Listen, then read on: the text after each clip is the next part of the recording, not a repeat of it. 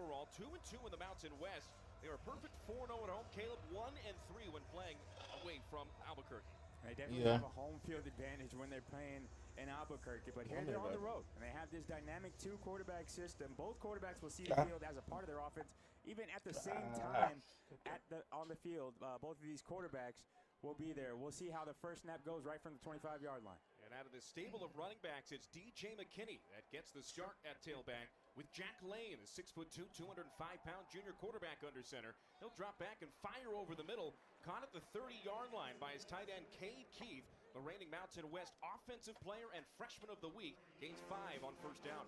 You already see the New Mexico offense using Bankston, one of those running backs. Let's go, New Mexico. They want to try to get their running backs the ball all kinds of different ways. Here, he's kind of running out to the flat, expanding the defense, hitting the tight end right underneath for a 5-yard pickup. Malik Aliane, Isaiah Silliman, Caden Robnett, Richard Pearson, Tyler Lawrence, the starting offensive line from left to right for New Mexico. That man in motion is another tight end, Dorian Thomas. First-year head coach Jason Eck listing 4 tight ends on the roster this year. As a short gain stopped by Marcel McDuffie, the captain on the defense with his first tackle of the game. There's a good job by UNLV defensively, fitting in the gaps against the run. That's going to be the story of this ball game. You see the pulling guards coming around tight end with the wham block. McDuffie does a great job after Brown forces it back inside, being there for tackling. You're going to have to see that more and more as the night goes on here for the UNLV defense. First third down challenge for this UNLV defense on the day. They're averaging allowing just 29% on third downs this year, one of the best marks in college football, and number 1 in the Mountain West. Trips right, banks to the running back in the backfield. Lane on third. Lane. Back, throws throws it, and it's incomplete. Oh, you had a man right there, bro. Come on, you had Bankston right there, bro. Mexico goes 3 and out on offense. Lobos go 3 and out. With the pre-snap motions, actually caught UNLV in a bad situation, out-leveraged with the man coverage. Just couldn't get the ball to the running back there. Again, using the running backs in the route concept, something UNLV defensively has to be aware of. They will make the running backs a part of the pattern. UNLV with the first 3 and out of the ball game. Defense looks sharp to start. Grant Glasgow in the Lobo punt unit onto the field. D'Angelo Irvin back at the 25-yard line, ready to receive the punt. Oh, thank gosh. The high spiraling kick. It takes a Lobo bounce. Irvin racing. Oh, you touched it. Oh, you're lucky. Brought down for a loss. Chasing him down and tackling him after a loss of 3 is Frankie Edwards III. And for UNLV, the question becomes who gets the start behind center. Anthony Calandria missed most of the week of practice with the flu. He's been quarantined from his team for the last 2 days. And as we look out onto the field, it will be AC-10 out there for UNLV behind center. Anthony Calandria, 3-time Mountain West Offensive Player of the Week. Number 10. Let's see what the Rebels do. 4 interceptions here on the young season. Rebels with their first chance offensively, heading from left to right towards the south end zone. They'll put it in the belly of Jet Thomas up the middle. He slips a tackle at the line of scrimmage and is able to gain the 20. Thomas brought down at the 20 by John Johnson after a first down gain of 3 on the ground. There's Jet Thomas, over 2,000 yards career after a 38-yard rushing performance against Boise State last week. He's one of the leaders in the country in yards per carry, and Dan Mullen. Oh, Dan Mullen runs UNLV? Oh, I didn't know that. Dan Mullen used to coach at Florida. Thomas getting the start as Calandria drops back for his first pass. That's complete to the 25-yard line. Troy O'Meara fights through a couple of tackles and is able to pick up an EOS Fitness first down. Tavian Combs, the nickelback, eventually bringing him to the turf. This is one of the new things for this UNLV offense on this season. It's a more efficient, quick passing game. Calandria just taking the free access. Troy O'Meara has space. Just a simple 5-yard hitch, makes a guy miss and moves the change for a first down. Anthony Calandria over 1,600 yards passing in his 7 games this season. He's also a threat with his legs. 410 yards on the ground and 4 touchdowns rushing. 2 receivers right and 1 to the left. Calandria going deep. Oh! Ooh! What a grab by Ooh! Big catch. 38 yards, and the Rebels into Lobo territory. What a catch. This is a fantastic job of protection. Jet Thomas steps up and picks up a blitzer that gives Calandria enough time to slide in the pocket. And talking about going up and getting it, the 50-50 ball. Troy O'Meara, this is why he was brought in to UNLV. The transfer is a big body guy, huge hands, and makes contested catches on a regular basis, first explosive play of the ball game goes to the Rebels. Well, Berry had 15 catches for 175 yards early on in the season. 2 catches, 50 yards here today. On an option play to the right, the flip goes to Thomas. He tries to cut it inside at the numbers, but he's brought down for a short gain. The question becomes is how much Jet Thomas do we see in the early stages? He's a guy who's only had a high of 18 carries per game. And already we see a little bit of a different trend here. He's already got 2 touches. We've seen games where he went an entire half with just 1 touch. So already he's more involved than in the last recent games. He's gotten the ball twice. They've contained him so far. You see there the speed of this New Mexico defense. They play with tremendous effort sideline to sideline, stringing that option play out, making a tackle for a minimal gain. 2 receivers right, Elksness and Jaden Bradley on the left side of the formation. Out of the pistol, Calandre hands it off inside. Thomas runs into the defenders and is stopped for no gain by Jackson Eck, son of head coach Jason Eck, and one of the best tacklers in the country. Eck, an FCS All-American last year. He's a guy who's had 10 or more tackles in 4 games this season, including 2 of the last 3. And you see here, he plays with an understanding of the system. He knows where to go. He plays with anticipation, not necessarily reaction, and that's why he finds himself in position to make those kinds of plays. No gain for UNLV. Brings up the first 3rd and long for the Rebel offense. It's a 3rd down and 7 from the Lobo 28-yard line. Calandre out of an empty backfield is going to motion Elksness from the right to the left of the formation.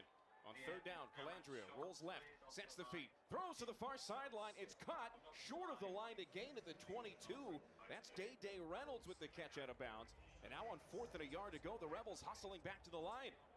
They're going to keep the offense out and try to catch New Mexico sleeping defensively. 4th down, here we go. The Rebels 5 out of 8 in 4th down attempts this year. And the officials, for some reason, holding the snap. The Rebels didn't make a substitution.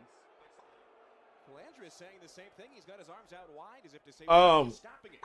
But here we go. Shoot, last time I checked, Clemson was down big by Duke. Across the board, and now Calandre with 10 on the play clock. Let me check right now. Things up and change the play at the line of scrimmage. He's running out of time as he redirects the offense.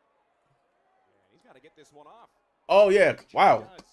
See, Clemson was down 21-7. They're up. They're still up 45-38. 5:52 left in the 4th. On their opening drive from scrimmage, and it does not pay off as both sides held scoreless on their first time with the ball. Just over 5 minutes into the game, New Mexico has it with 9:17 to go in the first.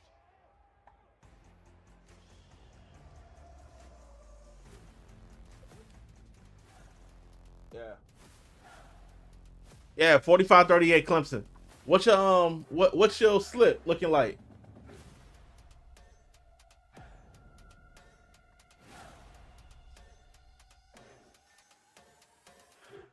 I got this crazy 20 leg right now. I created Nostalgia Street Rod. And I got a good amount of teams that's doing their thing. We're demolishing many casinos, but he and Mom had a passion for collecting antiques, memorabilia. The only team I'm worried about right now is on Colgate. Colgate is losing to Merrimack. But Stonehill is winning, Wofford is winning, East Carolina's winning, South Carolina State's winning. You can find one of our car shows benefiting local charities. Call or visit us today. Nostalgia Street Rods. Roll through time and style. Have you been injured in an accident? At West Coast Trial Lawyers, we have won thousands of cases and more than $1.5 billion for our clients. We're multilingual, hablamos español, on call 24/7, de guardia 24 horas. And you don't pay until we win. Y no pagas hasta que ganemos. And here at WCTO, we're dedicated to treating you like family. We make a real change in people's lives. Just ask our president and former federal prosecutor, Nima Romani. So call us today for a free consultation. Along with the former Rebel quarterback Caleb Herring, I'm Matt Neverett from Allegiant Stadium. No score, 9:17 to go in the first quarter as UNLV takes on New Mexico. And as the Lobos take the offense for the second time. I got a 14 leg parlay, 9 on college, 3 on NFL tomorrow. Oh, nah. See? So hold on, 9 on college, but halfway there. All right, what teams you got? What teams you got on your what's your 9 leg college teams? Puts the defense back out on the field, and the Lobos get a second crack at it. And tell me how much would you win if it hit? Fires it deep over the middle, and it's incomplete. The intended target, Keegan Johnson, but that throw way over his head. Because I'll tell you, my 20 leg right now. On the roster, and really 2 quarterbacks that play for New Mexico. My 20 leg right now that I got currently, I got Central Connecticut money line. Bless you. Central Connecticut money line. That hit. Towson money line. That hit early. Wagner money line. That hit. Miami money line. Miami's currently up by 3.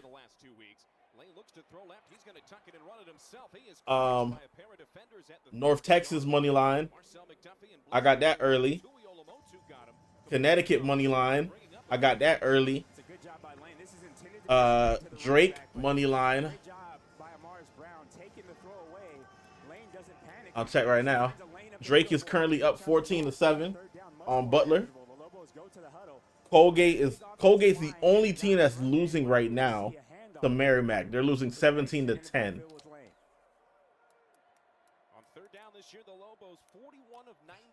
Oh no, 17-13. Stonehill money line, and last time I checked, Stonehill was winning. Stonehill's up 17-13 on Robert Morris. Wofford money line. Wofford's winning right now. Good job by Jake Pope forcing it inside, and the Lobo offense is staying on the field. Both teams now making the decision to be aggressive early on the offensive side. Yeah, Wofford's winning 14-10 on Samford. East Carolina's winning right now over Temple. South Carolina State's winning right now over Morgan State. Lane is dang. And then I got Grambling, Alabama State, Southern, UT Martin, Western Kentucky, NC Central, Western Michigan, and then Nicholls State. So I need Colgate to stop playing. I need Colgate to stop playing and win this game. And then everyone else to do their job. It might end up being placed at around the 40 after the yards walk off. Clemson, CSSU, Louisville, Texas, Princeton, Maine, USC, Tennessee. I like that. That could be a good 9 for 9 right there.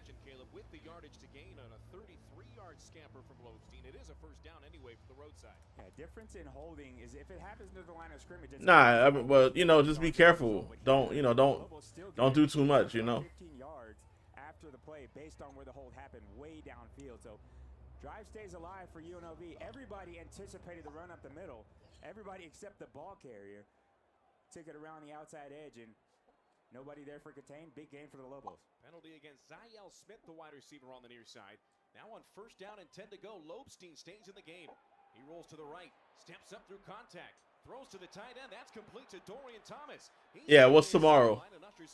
Pats, Bills, and Cowboys on Monday. First down game for the Lobos. They average 22 first downs a game.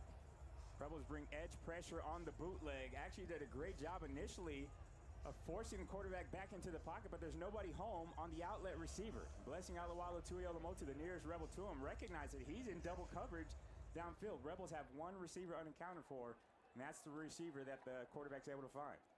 Jack Lane checks back into the game. Lane a 67% passer on the year. 17 of 22 for a $183 last week against Utah State. Up the middle goes the running back McKinney, and he is tackled quickly and emphatically by Lucas Conti. The direct snap there. Again, we talked about See, I don't like playing money line bets on NFL teams. I like doing quarterback passing yards. So I'll do like a 9 to 11 leg parlay. Hey, what's wrong? I'll do like a 9 to an 11 leg.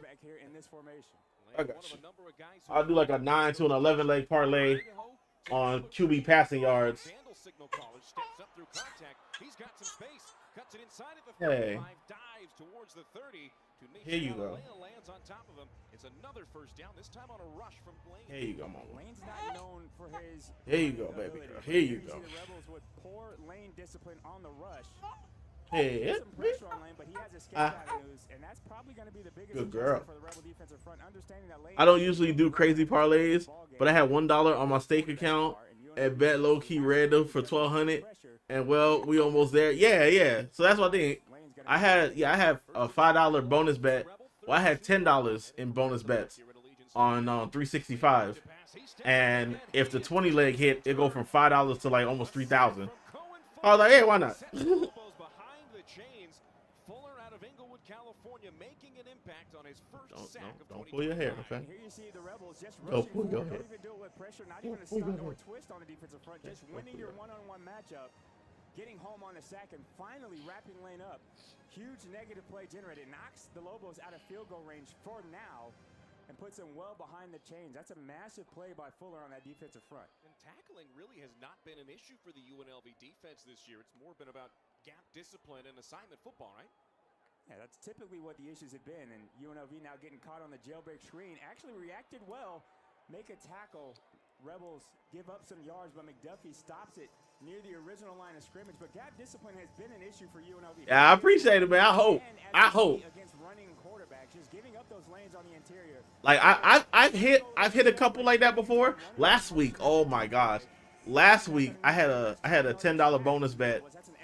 It was gonna be it was like $10 to like almost like 8K, and it was a 20 leg parlay, and I went 18 out of 20.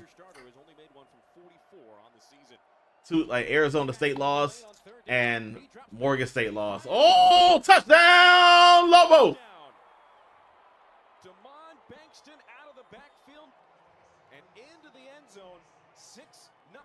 You was raised in New Mexico, but you're currently back in your hometown. Okay. Just a fantastic design on this play. You get to 3rd and 7, make it more manageable. We talked about using the running backs all over the formation. There, Bankston's lined up in the slot, which creates a mismatch. Marcel McDuffie's great against the pass, but he's not great as a linebacker on an island. That is not the matchup you want. Lobos create it with the formation, slot fade to the running back, just something you don't see from a lot of offensive systems. But that is a first strike for the Lobo offense, exposing the Rebel defense. Luke Trizwicki on attack on the extra point. It's up and good. 7-0 Lobos on a 30-yard touchdown pass from Lane to Bankston. We'll see what Anthony Calandra and the Rebel offense can do as a response. Do it like that. Then do it like this.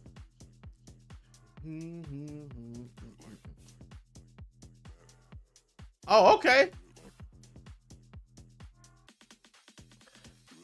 So you just went to, so did you go to school in New Mexico, or you just stayed there and whatnot? Here you go.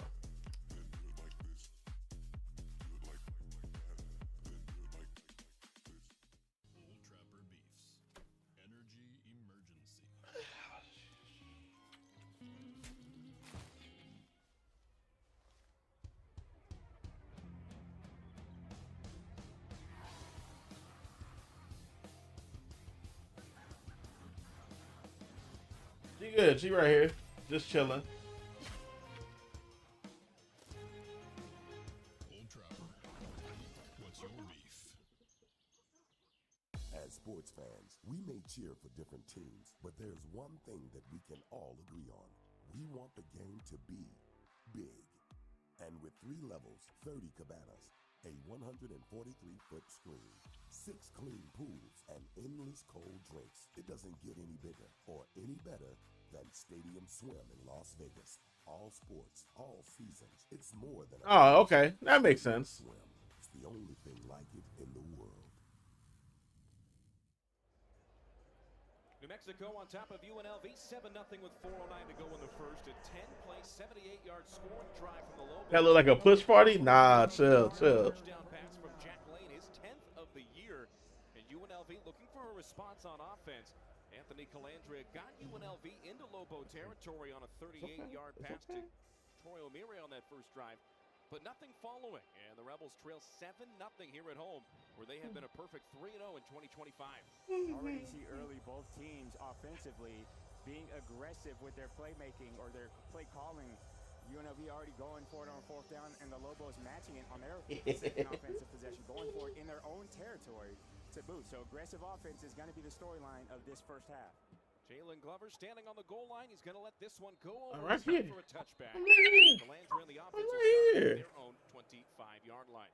Rebels have enjoyed the home cooking as of late. 5 straight wins here at Allegiant Stadium, 13 wins in their last 17 home games. And in this series against What's the question?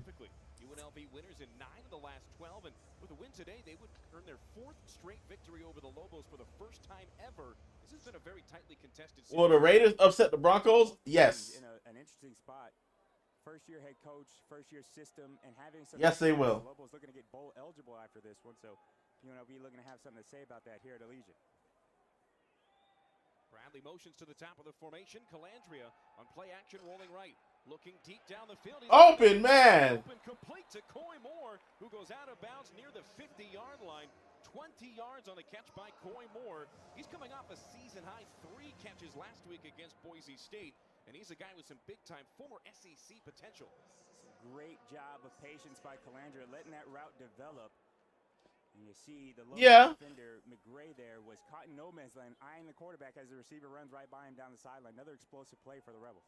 Empty set for. I mean, yeah, they looking not bad, but you know, they can get handled. 4 down linemen. Now they'll go into a change. Ain't that right? Landry to pass. Yeah. Near side complete on the out. That's Jaden Bradley. Bradley's become the favorite target of Anthony Calandria this season. That's his first catch of the day, his 30th of the year. Frankie Edwards on the stop. Started the season with back-to-back 100-yard games. Quiet since the early going of the Sorry. season. But here again, out of the empty set, I just yawned. She looked at me like, yo, be quiet. Staying ahead of chains on first down. Go be quiet.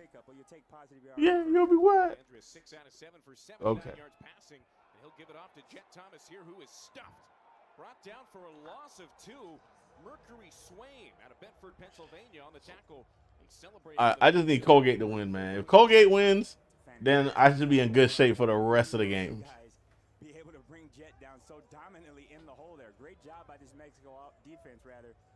Stymieing that run at the line of scrimmage. One of the more successful plays that UNLV has in their rush attack. And they're right on top of it. A loss of yards brings up 3rd and 9. Man, I don't know what happened. Long for Anthony Calandria in the offense. UNLV unsuccessful on their only previous 3rd down try. And the Lobos bring pressure here. Calandria to the near side. Another reception. Reynolds inside the 30. He is brought down after a long grab on a 3rd down play.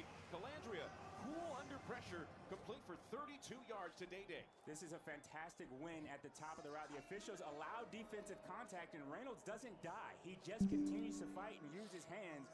Yo, high spot. Thank you for the follow. Creates the separation. Calandria on time and on target. Another big-time play. Rebels convert on a 3rd down to keep this drive alive. Knocking on the door to the red zone. That's a big-time conversion by Calandria. Something we've grown accustomed to. We are almost at. All season long. We're almost at 10,000 followers on Twitch. Oh, and once again, Pizza, I got suspended on TikTok again. Again, suspended. Again. I told you.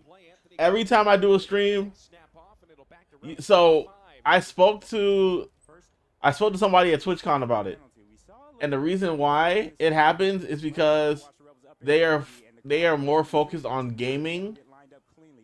So that if you're not doing gaming, then you won't run into that. You'll run into that issue. If you do gaming and then do other stuff, you should be fine. So I just need to do some more gaming over there too. Right. Again. Again. Again. Again. Again.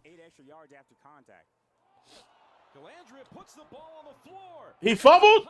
On the 30-yard line, the Lobos think they've got it. On the field, a fumble recovered by New Mexico. Oh wow. Ryan Booker comes out of the pile with it. That's tough. At the mesh point, a rare mistake in the backfield by Calandria and Thomas. Thomas wanted it, Calandria wanted it. Neither one come away with it. Rebels create the first turnover of the ball game. 7-0, Lobos going into the break. What's wrong, baby? Has the #1 proven electrolyte blend. Yeah. Designed to hydrate better than water. Made to rehydrate, replenish, and refuel. So you can lose more sweat and run the game. Gatorade. Is it in you? Let's see. Yeah, you got $1. Surprise! You have a brother. Hi. Whoa. Why didn't you tell me before? Well, we just got him. For opening a new account at America First Credit Union. Which, surprise number 2, you're moving out and living at America First.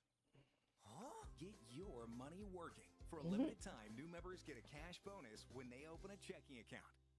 Credit Union One offers everything you need to get the most out of your accounts. What's wrong? With digital banking, you can pay bills online, set up personalized budgeting tools, easily transfer money between accounts, and more. What's wrong? Get paid up to 2 days sooner when you set up direct deposit. Get started at cu1.com. Gatorade has the #1 proven electrolyte blend, designed to hydrate better than water. Made to rehydrate, replenish, and refuel, so you can lose more sweat. Princeton selling right now? Dang, that's crazy because they're usually the better team. New Mexico with the football on top 7-0 with 55 seconds to go in the first quarter. Anthony Calandria and Jet Thomas just both wanted the football there, Caleb. I'm about to check the score right now. Oh, shit. Ended up dropping the ball on the turf as the Lobos come out of the pile with it, and James Lowenstein leads the offense out onto the field. Yeah, so you, in the mesh point in the backfield, you got to have a soft squeeze as a running back. I think at the point of no return, you're allowed to climb down. I thought that's where the ball was, and Calandria late tried to pull it, and that was a disaster for a Rebel offensive drive. Scott Trey Humphrey, the running back out there as well. Lowenstein, the running quarterback. Oh, he go! Oh, he go! He go! He go! To the house! Watch out! Hey! He took it right down the middle and just ran for his life.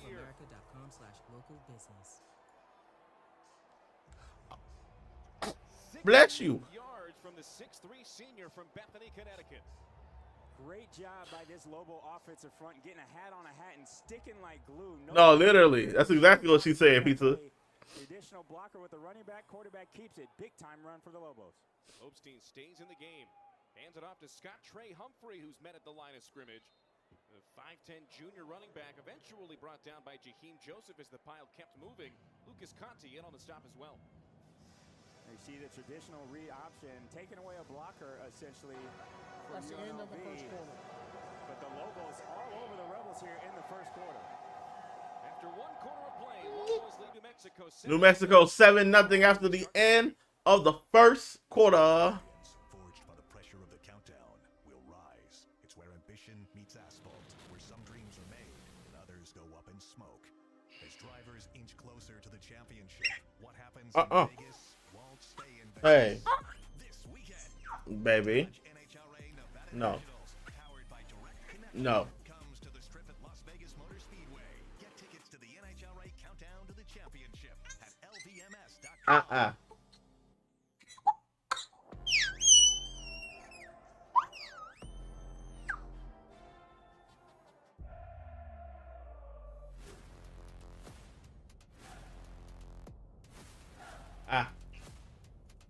Thank you. All right, let's look at the NCAA scores.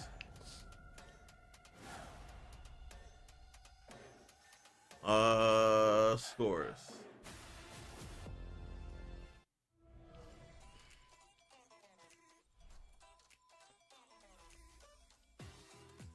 Oh, damn. Okay. Well, all right. It's okay. So Princeton's only down 3.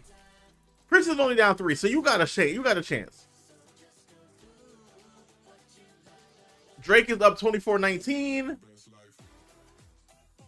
I should have went with Monmouth. I ain't know Monmouth was that. Oh no, Monmouth was decent. There are 2 kinds of bourbon drinkers. Oh no, I need Stonehill to win, bro. And those who put it within reach. Colgate. Oh my gosh. Oh my gosh. Bam. Bam. I need Stonehill to score. Colgate took the lead and they're up 20-17. I need Stonehill to score. Evan Williams, 1783 small batch. When bourbon's done right. Wofford is winning. South Carolina State's winning. Matt Everett with you from Allegiant Stadium, joined by the former Rebel signal caller Caleb Herring. 7-0 New Mexico as we get ready to start the second quarter. Period to forget, Caleb, if you're UNLV, but for first-year head coach Jason Eck in New Mexico, they are inspired.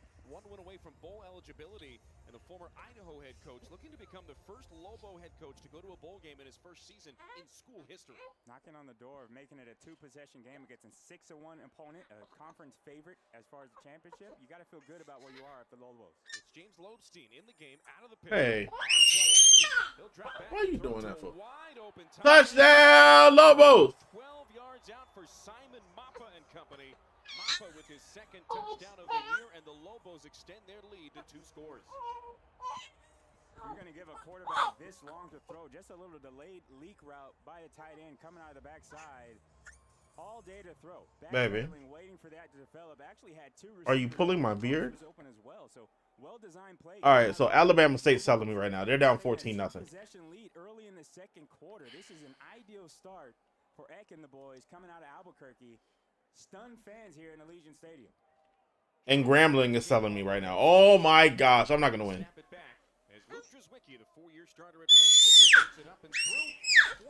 Yeah, like why? Why? Exactly.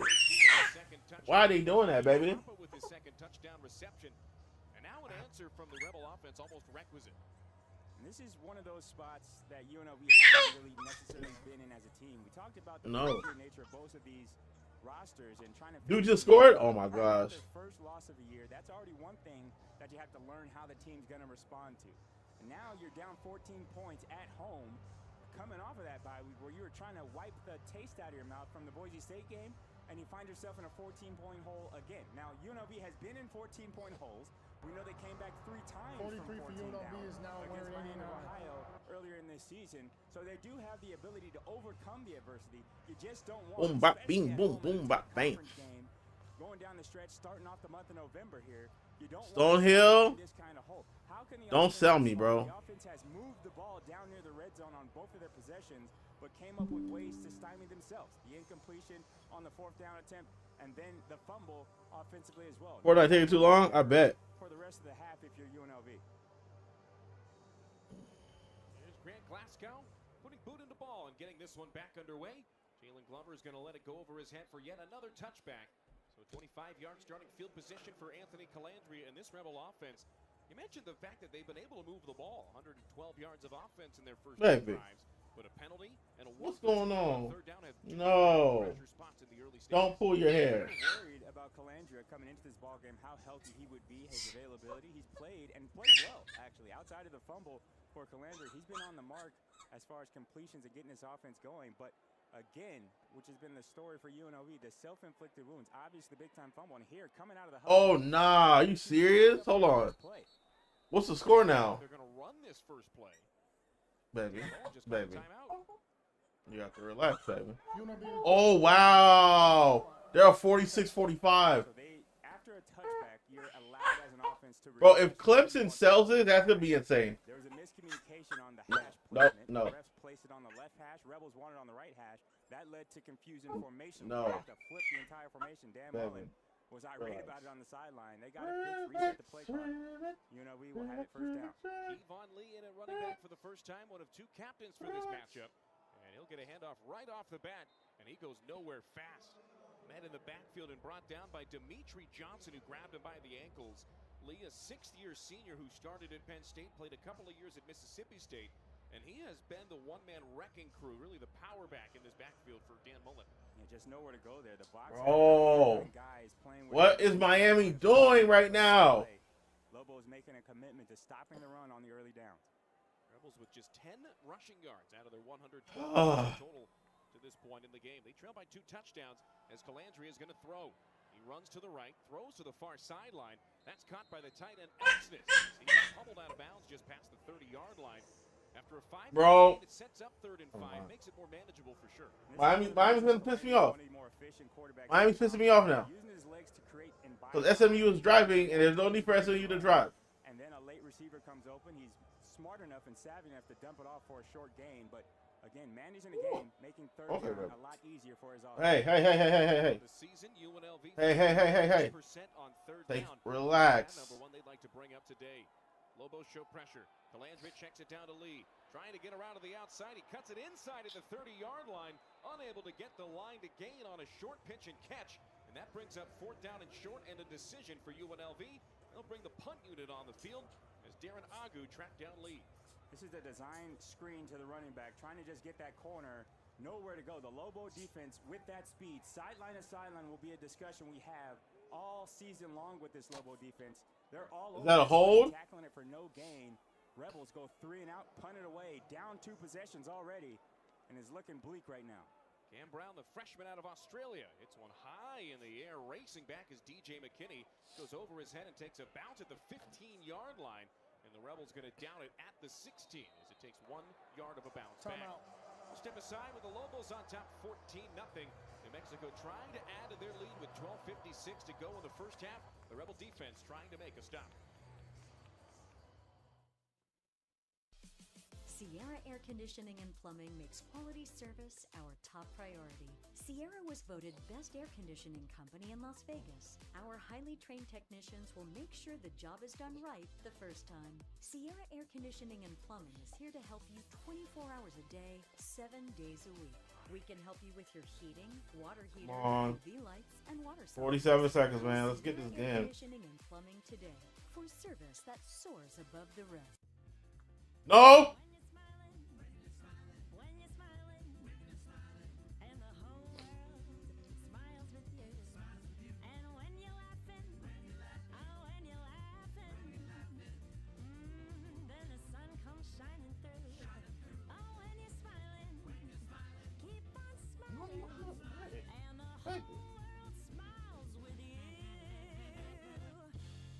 Find your smile in San Diego. Hey, Coach, I got the keys to your new Tacoma. That's a great truck, John, but I was hoping for something of a different color. What were you thinking? This is UNLV. We don't do Reno blue. I need something red.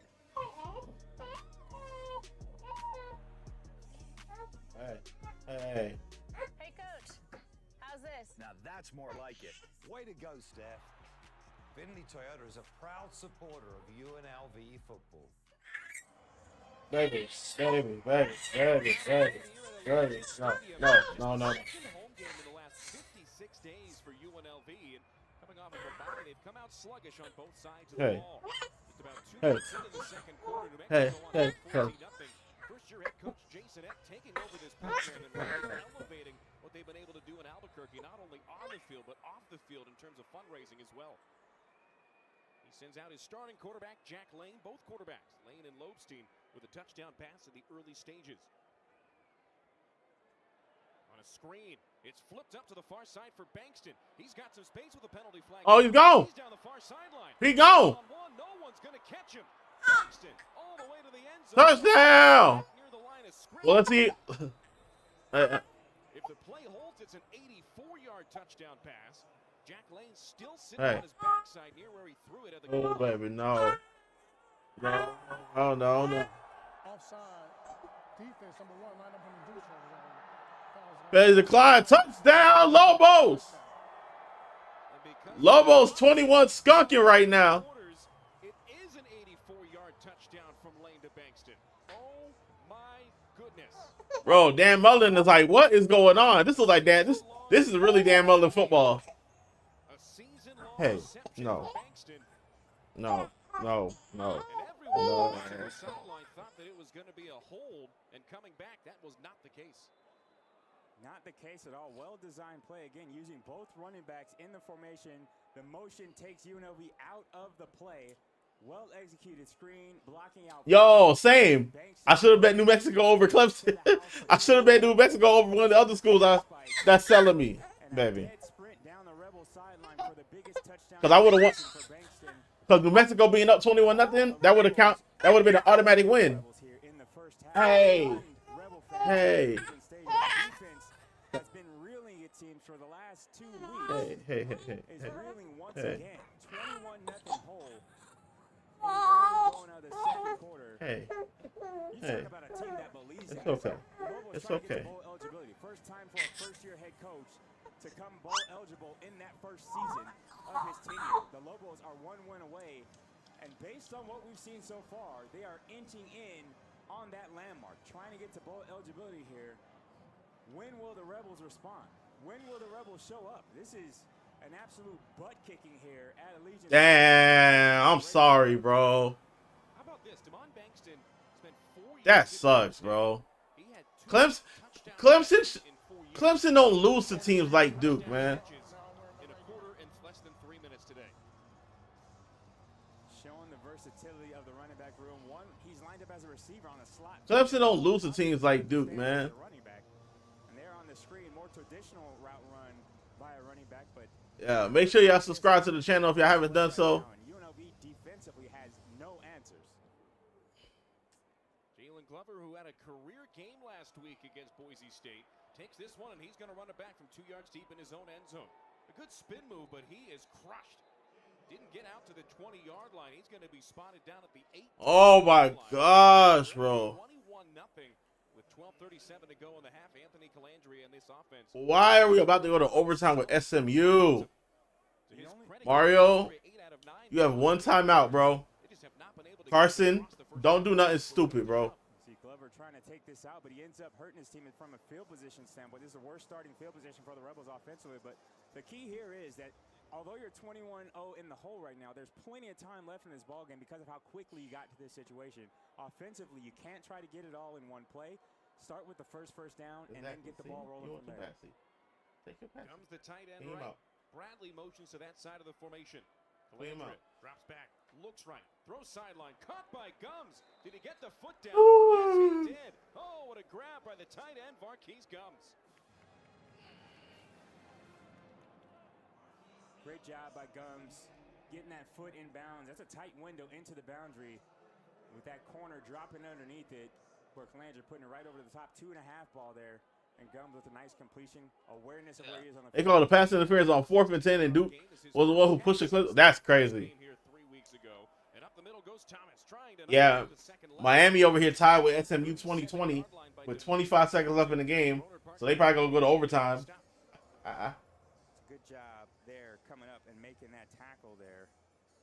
Again, Jaden Thomas one block away from breaking it right down the middle. If he's able to squeak through that tackle, he might be gone for 6. UNLV again offensively starting to move the ball on this drive. Thomas motions out to the near side of the formation. They'll flip it to him on the swing. Tries to make a move to the outside, slips one defender, picks up the first and goes out of bounds. There's the difference with personnel on the field. Kevon Lee's a great running back, but these are the situations you want Jet in. The third down conversion that failed earlier, same play, but it was to Kevon Lee, who wasn't able to make the defender miss in the open field. Jet, a whole different animal to tackle in space. He makes the defender miss and moves the chains for UNLV. That is the difference between Jet and his explosiveness versus the power of Kevon Lee. This offense has both, but situationally, Jet's the one you want in open field. 1st and 10 from the 45-yard line. The Rebels trying to score for the first time. Calandria, naked bootleg to the right. Tries to get to the outside. Throws to the sideline, and it's incomplete. Looking for Jaden Bradley in one-on-one coverage. Going to the double move there. Trying to go over the top, but a great job by the Lobo defense staying on top of the route. Good job in response by Jaden Bradley getting to that secondary route quickly and giving his quarterback at least a target to throw to downfield. If we really gonna go to OT? He actually has it on the comeback. Great scramble drill by Jaden Bradley. Oh, wow. Rebels going with the shot attempt on first down. Incomplete pass. No harm, no foul. Right. Why are we going to overtime, baby? I don't know. That direction on 2nd down and 10. Caught at midfield. That's Troy O'Meara again. He's shuffled out of bounds and twisted to the sideline by Johnson. O'Meara already with his 3rd catch of the game for 8 yards on that one. Leading receiver so far for the Rebels. And again, just taking advantage of the free access release there. The Lobos playing over the top because they've made a decision to crowd the line of scrimmage with their interior defenders. So on the perimeter, they're giving the cushion on the edge. And you're going to have those free access throws all day long if you're UNLV. That's a good completion to make 3rd down much more manageable. 3rd down and 2. UNLV 1 for 3 on 3rd down today. Up the middle goes Thomas. He's got the line to gain, and he is brought down by Tavian Combs after a 4-yard rush. Putting his head down and knowing where that marker is. Great job by Jet. Again, one cut, foot in the ground, situational awareness there. High tackle up around the neck. Could have been dangerous for Jet, but he's up and back on the field. Great job, though, by the Rebel offensive line, just washing everything down and letting Jet make the decision with the ball. Jalen Glover in the backfield for the first time. He's coming off of this game where he had 112 yards rushing against the Broncos. Throw down the far sideline. Reynolds extends. He makes the catch. Day Reynolds with a circus grab. And the Rebels inside the 10, but a flag down on the far sideline. The play stands. It's a 30-yard gain. Defense number 12, Criminals Reply, starts the plays, 1st down. It does stand on a PI call. And for the first time this afternoon, the Rebels inside the NV Energy red zone. Great job by Calandria, feeling the pressure coming, giving Reynolds just enough time to create the separation. And again, Rebel wide receivers downfield going up and getting at the high point. Calandre on 1st and goal, hands to Glover. He tries to cut it around the outside. He's able to pick up maybe a yard before he's ushered to the turf by Jackson Eck, one of the leading tacklers in all of college football this year. I think Glover may have been caught between trying to get the corner and knifing inside. I think he should have trusted his first instinct, which would just been a foot race to the pylon. Might have had a chance, but because he hesitates in the backfield and tries to wait for his offensive lineman to make the block, that gave Eck time to pursue from the inside and stop that for a minimal gain. Lobo defense here, really good sideline to sideline. We'll see if they have it on the interior with the beefy lineup for the Rebels. Calandre goes under center here. And he'll roll to the right on play action. Directing traffic. Fires end zone. Cut. Touchdown, Rebels. Rebels on the board for the first time today on a 7-yard touchdown pass from Calandre to Reynolds. 13th touchdown pass for Anthony. And for Day, that's his 3rd of 2025. He went up and got it over the defender.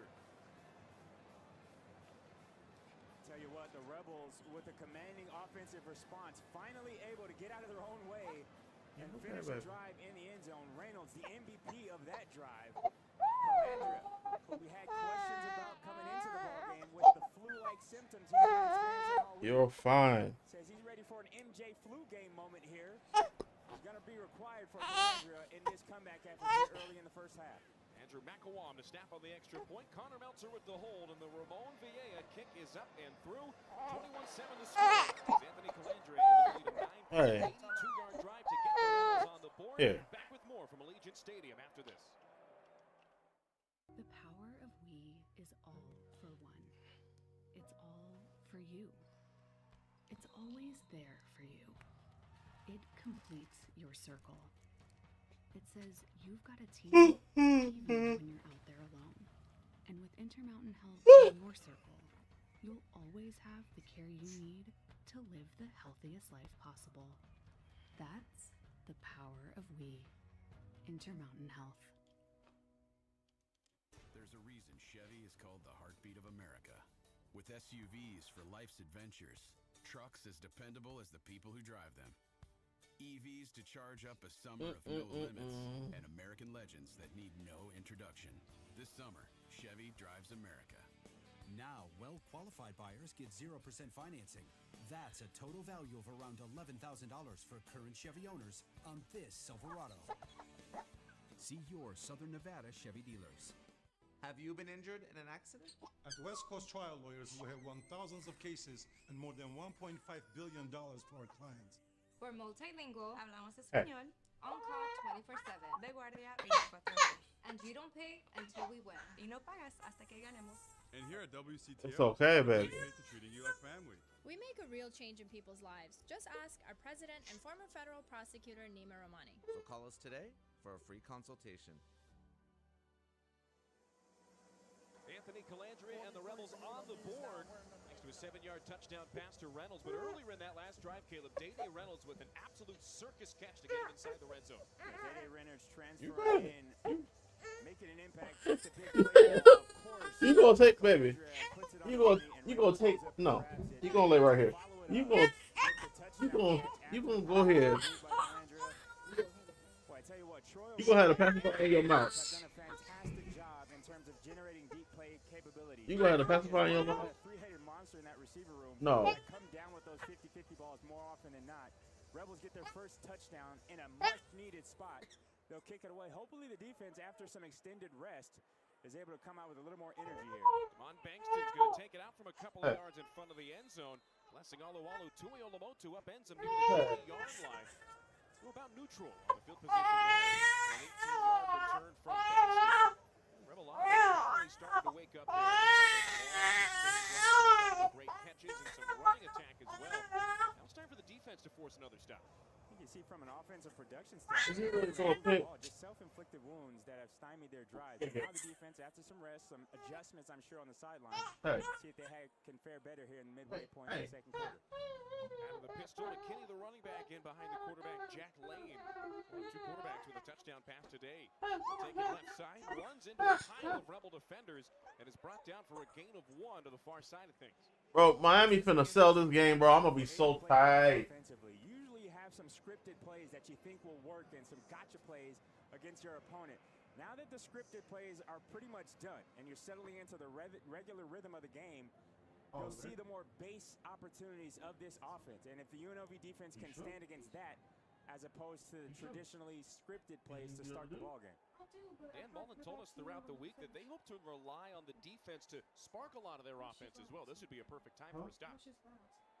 Lane to throw near side. Tight end screen to Dorian Thomas, and he is brought down quickly for no gain. Gang tackling all the way around. Moo bin Muhammad was the first to get him. Also, we got beat now. With a little jailbreak screen to the slot receiver. Rebels did a much better job redirecting in their rush lanes as well as in the secondary, reacting to that one. Jake Pope also taking on a tight end block at the point of attack. Just wrestles him down, freeing up the lane for Mumu to make that tackle. This is a much better set of downs for the Rebel defense so far. You can tell this crowd knows how big this third down is. This is the loudest Allegiant Stadium has been all afternoon. Lane out of an empty set, drops back, throws near side. That's caught. That's Bankston. He gets back to the line of scrimmage, but no further. 4th and long coming up for the Lobos as they send the punt unit to the field. They go 3 and out for the first time thanks to a stop from Keys and Bryce Edmondson. It's a great job by the Rebel defense. Again, the screenplay trying to get set up to the end. Lane not very accurate, not even giving Bankston a chance to catch that ball and run. Great pursuit by the Rebel defense, getting to that sideline, forcing that play for probably get something to drink. The Rebels needed it. They came up with a defensive 3 and out. Now the offense back out in a hurry. Daniel Hughes, the Aussie, back to punt. D'Angelo Irvin Jr. standing on the 35-yard line, ready to receive. UNLV looks like it's going to come after this one. Now they back away as Hughes sends one high to the far side of the field. Irvin's got it, and he is wrapped up immediately. Outstanding coverage on the punt unit from Frankie Edwards III. A 45-yard. Oh my gosh, we're gonna lose.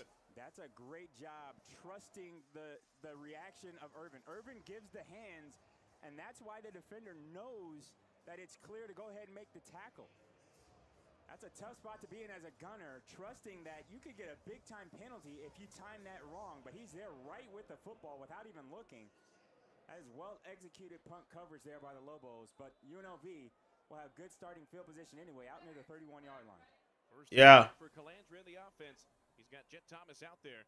And on the true option, he'll flip it to him on the near sideline. Thomas into some space. He's at the 40.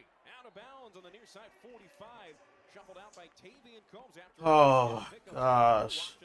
That's a great job by Wyberg. What's good, Diesel? Let's go, Lobos. Lobos is definitely wrecking right now. I mean, UNLV just scored, but still 21-7, so. Great job letting go in time. That was a long block to hold for a receiver. Letting it go, not drawing the flag, and Rebels get the first big gain on this drive. Thomas picks up 13. He's got 10 carries already for 30 yards. They'll fake it to him here. Calandria airs it up. That's caught by Bradley at midfield. Out of bounds on his own sideline after picking up the first down. That's the connection we've talked about all year long. Jaden Bradley taking such a leap forward when Anthony Calandria got to Las Vegas in January. Yo! Fumble! Taking advantage of the defensive scheme. We've talked about it with this offense all season long. The ability and the willingness to take the field flat if it's there. Rebels now rolling Calandria to it, making it a shorter throw. Good job by Bradley making a defender miss, getting some yards after catch. Dan Mullen has to like what he's seen from the offense in terms of moving the ball and getting yardage. Rebels have 193 yards out of their 224 total in the air. They're going to add to that here. Down to the 40-yard line is Jet Thomas. Don't look now, but Jet's having his most touches already. 2 catches, 10 carries. Johnson and Kaiwan McCray after a gain of 5. I think if you get that ball to him in the chest, in his frame, he didn't have to make a great catch, which it was, a two-handed snag. But if he catches that with a little bit of balance, maybe he has a chance to get more out of that. But 5 yards on first down is something you'll take all day offensively. Coy Moore in motion. Bro! Oh, we suck! Tries to get past the line of scrimmage. He does. Fights for extra yardage. Teammates pushing him at the 35-yard line. He's out of bounds on the far sideline after a 5-yard pickup on second down. depending on the spot, he may have fought for a first down. Looks like they're going to mark him a little short. Coy Moore, a guy for UNLV that came in, a transfer like many of the guys on this roster with some big play dynamic ability. He hasn't had many touches, but when he does get his opportunity on the field, you see the fight, the effort, trying to make the reps count, not necessarily counting the reps. Good job by Coy there. 3rd and short. Looks like the Rebels bring in the heavy personnel, trying to just muscle their way for a first down. Heavy might be an understatement as they've got a tight end on each side. And they'll hand it off to Kevon Lee. He's got the first down as he spins past a defender, dragging a couple of defenders with him inside the 30, all the way down to the 28. Kevon Lee, a bull in a china shop, picks up the first down. Sometimes it's really simple, this game of football. Just line it up, get your hands in the dirt, white knuckling what we used to Texas over. And win the battle in the trenches. The Rebels are able to do that on yo, Topaz, thank you so much for the raid, yo. Topaz, thank you so much for the raid. Everybody come from Topaz TV stream. Welcome to the station. We watching some college football right now. I know you've been on at Arc Raiders. How is Arc Raiders treating you? Steven, Texas -3 was the worst push of my lifetime. Listen. Yeah. I went Miami money line thinking that they could beat SMU, and here they go, pissing on their leg. Topaz, how you feeling today? How you liking Arc Raiders? That makes a big difference in the ball game. They get the timeout. The Raiders were spectacular that they get. So I have the game. I bought the game. I just have to play it and download it.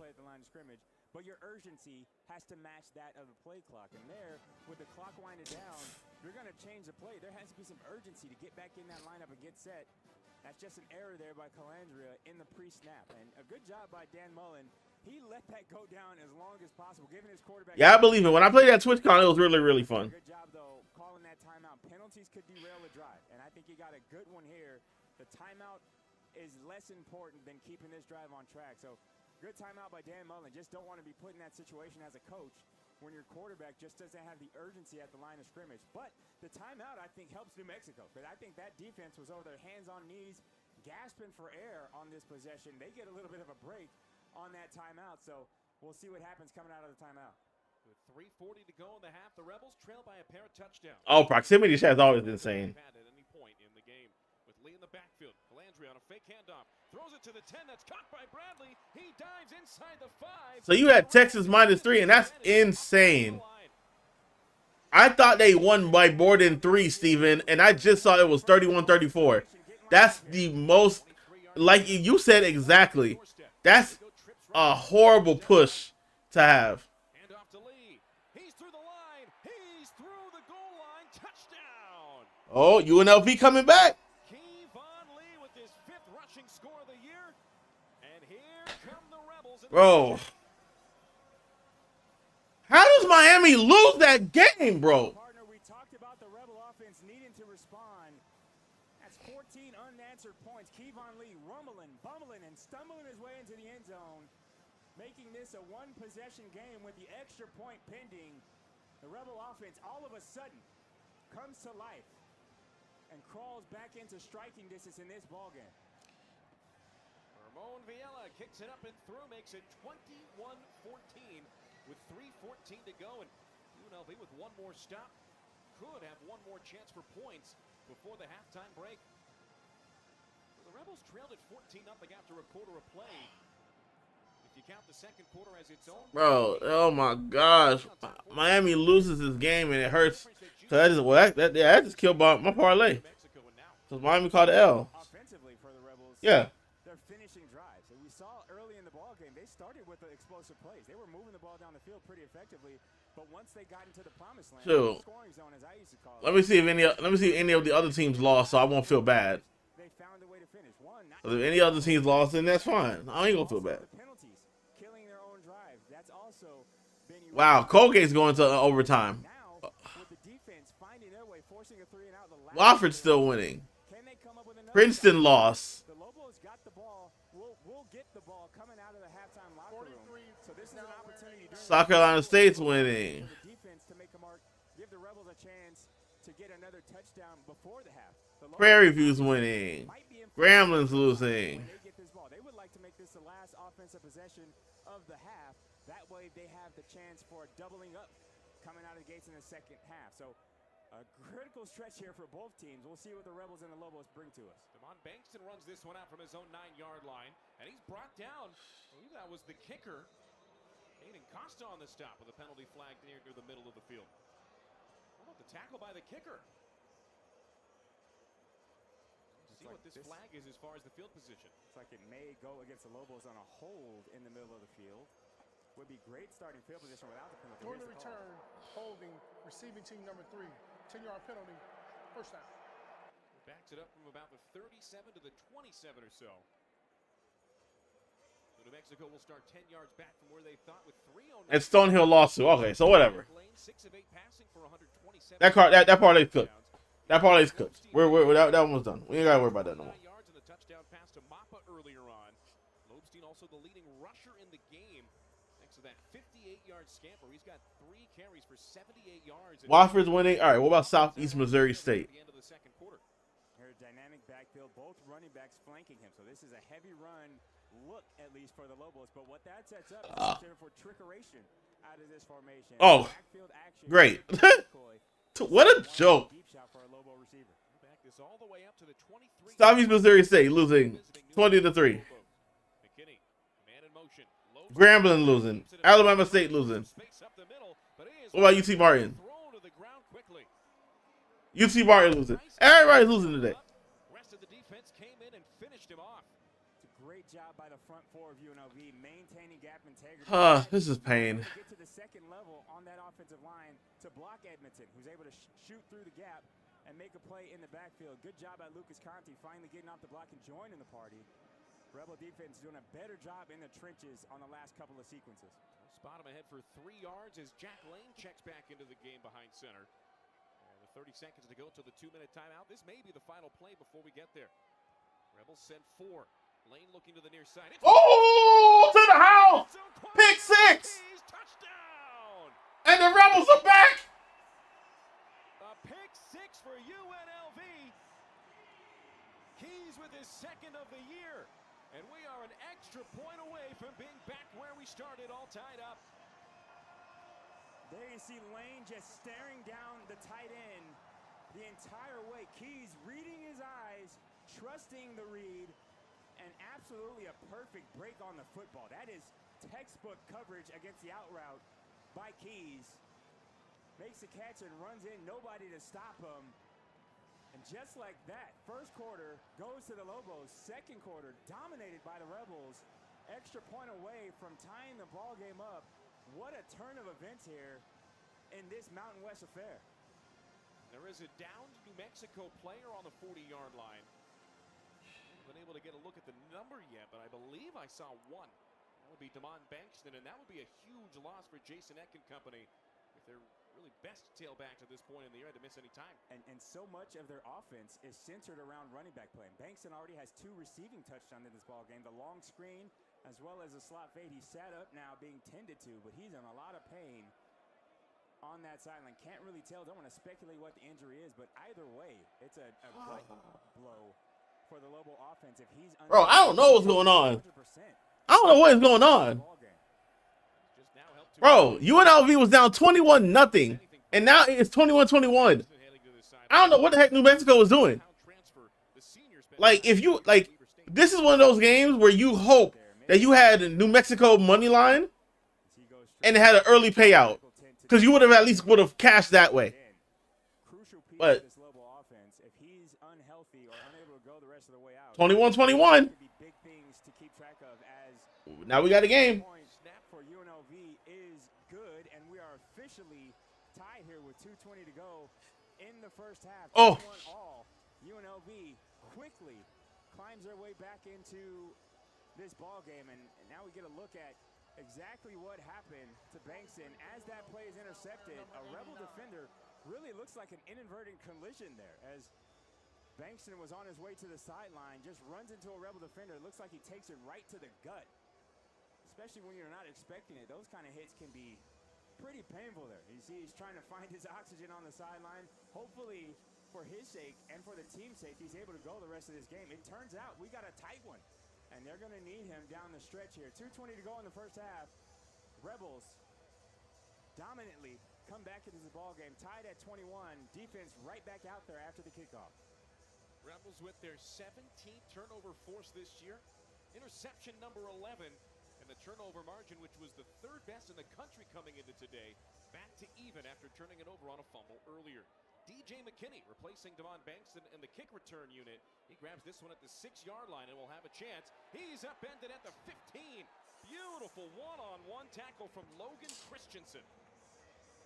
It's a great job in coverage. I think a great job by UNLV special teams coordinator making the adjustment. They've been getting touchbacks pretty regularly here. I think they want to dare the Lobos to return these. These are high kickoffs that are intentionally short of the end zone, so you can't do a touchback. Because the talent of this return game on the Lobos, they feel like they have a chance to return it every time. So what they're doing is baiting a return and stealing 5 to 6 yards of field position because they trust the coverage team to get down and make plays just like that. Starting field position inside the 20 is a win for the Rebels. Oh my gosh. Glover on the tackle earlier. Running back with a big-time special teams play. Lane's going to run it himself on a design draw. Able to fall forward for 4. Let's see what happens now. I don't know what the heck, like,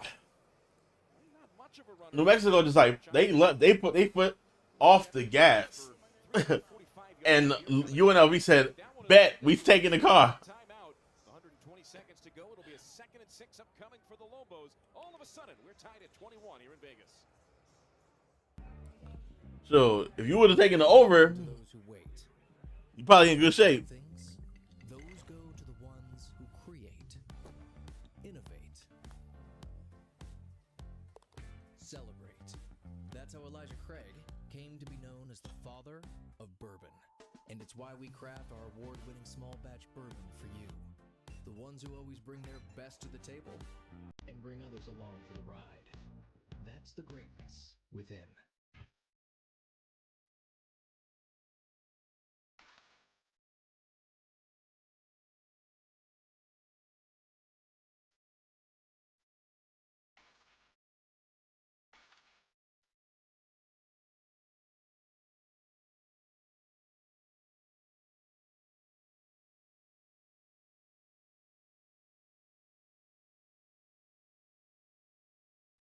See, string cheese, ooh, soda.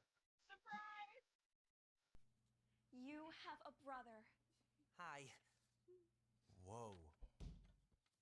Why didn't you tell me before? Well, we just got him. For opening a new account at America First Credit Union. Which, surprise number 2, you're moving out and living at America First. Huh? Get your money working. For a limited time, new members get a cash bonus when they open a checking account. 21 unanswered points for the Rebels of UNLV. And at the 2-minute timeout, New Mexico's got the ball as they try to get something going before the half. This has been really a Jekyll and Hyde type of game, Caleb. The Rebels anemic on both sides of the ball in the early stages. They have been world beaters ever since. Yeah, and defense has also joined the party here, coming up with the first 3 and out of the second quarter, and now looking for a little bit more. Jack Lane coming out of the 2-minute timeout. We'll drop back to Bass. He's flushed out of the pocket. He sets the feet. Oh, you're going deep. Over the middle. He's got a man. Oh, what is going on with the defense? Oh, what?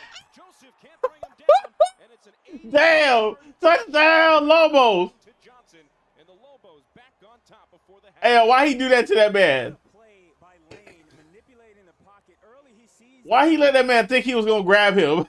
stunt by Borders, who loops inside. Because he recognizes it early, he's able to step around it. Rebels don't have contain. He has all day now outside the pocket, keeps his eyes downfield, and absolutely chucks one down the field. Miscommunication by the Rebels secondary. Hey, look. Yeah, stupid. And the Rebels quickly, after a disaster of a second quarter, respond and retake the lead. An extra point from Jizwicki is up and good to give New Mexico a 7-point advantage.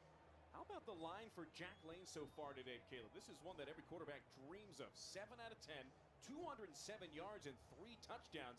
You see how close Jaheim Joseph was to bringing down Johnson on that 80-yard score. Yeah, terrific hustle by Joseph. But when you can get so many explosive plays as the Lobos have, first of all, you dump a screen down and it goes 80 yards to the house. That's a quarterback's best friend right there. And obviously the big shot play there, the Lobos connecting on another deep shot. It's been explosive plays pretty much all day long for this Lobo offense. And I think that's one of the things you're worried about if you're UNLV defensively, the explosive plays that they've given up over the past 3 ball games, really over the past 6 quarters. Air Force, explosive play after explosive play. Boise State, explosive play after explosive play. And now the Lobos, with a quarterback in lane that's not known for being that big of a weapon with his arms. He's creeping up on 300 yards. If he keeps this up, he's going to have 300 yards passing. So the Rebel defense is leaking, but give credit to the Lobos. After 21 unanswered points, they didn't lay down on the mat. And maybe that's the difference in this program under head coach Jack in his first year. The culture, the attitude, the will to win, the grit, the toughness that this team displays at moments like that, I think is a reason that they're on their 5th win and looking to get bowl eligible here this weekend. Here's an example of how abnormal this passing performance has been. Lane, coming into the year, averaging 215 yards passing a game. He has 207 so far. We've yet to play 1 complete half. Touchback sets the UNLV offense out at the 25-yard line. And with 2 timeouts and 1:49 to work with, that is an eternity for Anthony Calandri and company as they try to tie it up before the halftime break. And talking with Dan Mullen, he said his quarterback is built for these kinds of situations. He had 2-minute drives to win ball games for the Rebels in his young UNLV career. So this is a situation where guys like Calandri, who are playmakers by nature, really thrive. Now, can you get this drive started? The offense has been clicking for the last quarter. Make the easy plays first and get the drive started with the first down. We'll see how the Rebels approach it. They say big-time players make big-time plays in big-time spots. That's been Calandria so far this year. Little screen to Joe Earl up the middle for a pickup of 2. That's going to keep the clock moving. That's exactly what New Mexico wants. Both offensive linemen had a chance to make that block. And if one of them gets it, I think JoJo has some space to run there, but short gain keeps the clock running. No huddle out of 11 personnel. Calandria back to pass. He steps up, throws deep down the near sideline. Penalty flag flying at midfield as it's incomplete, intended for Reynolds. The flag was away from the intended target over the middle of the field. It looks like it's going to be a hold. Defense number 20, 10-yard penalty, automatic first down. Just mixed up with Jaden Bradley there, working out of the slot, trying to find an opening. I don't think Calandri was ever even looking that direction, but the hold was obvious. Jaden Bradley stopped and started looking at the officials midway through his route. That penalty will help the Rebels keep the drive going and move the chains. The clock will start on the reset. Chains are now set. It should be rolling here. Calandria back to pass. Checks it down to the far sideline. And Thomas unable to get anywhere. In fact, he loses a handful of yards. Thomas brought down inbounds by Frankie Edwards III. So not only is it 2nd and 11, the clock continues to wind with just about a minute to go in the half. New Mexico did choose to receive the opening kickoff after winning the toss. Lobos went 3 and out on that first offensive drive. Calandria pressured. He goes down. Anthony Calandria sacked by Brett Carew, the senior who transferred in this year from Memphis. And there's just a stunt. This Lobo defensive line, as we get the first time out here on this drive from the Lobos, seeing an opportunity potentially to get the ball back here. Lobos don't blitz, but they do a lot of stunts and twists up front with this defensive front. Really an undersized defensive front, but the movement on the defensive front is, I think, what creates confusion more often than not. They had a game earlier this year against Boise State, one of the best offensive lines in the conference, maybe in the country, where they were able to generate 4 sacks on Maddox Madison. And here with the games up front, they're able to confuse Calandria, who thought he had a lane to step up in, but then the end comes looping around late and buries him for the sack. Now the temperature changes a little bit for this Rebel offense as far as what you want to do with this 3rd and forever. The clock stopped, and a Lobo offense that has been generating explosive plays, your priority here is to get that clock running before the 4th down. You could spring one potentially and get aggressive and try to go for this 3rd down, but an incomplete pass here would be a disaster in terms of managing the situation in the football game.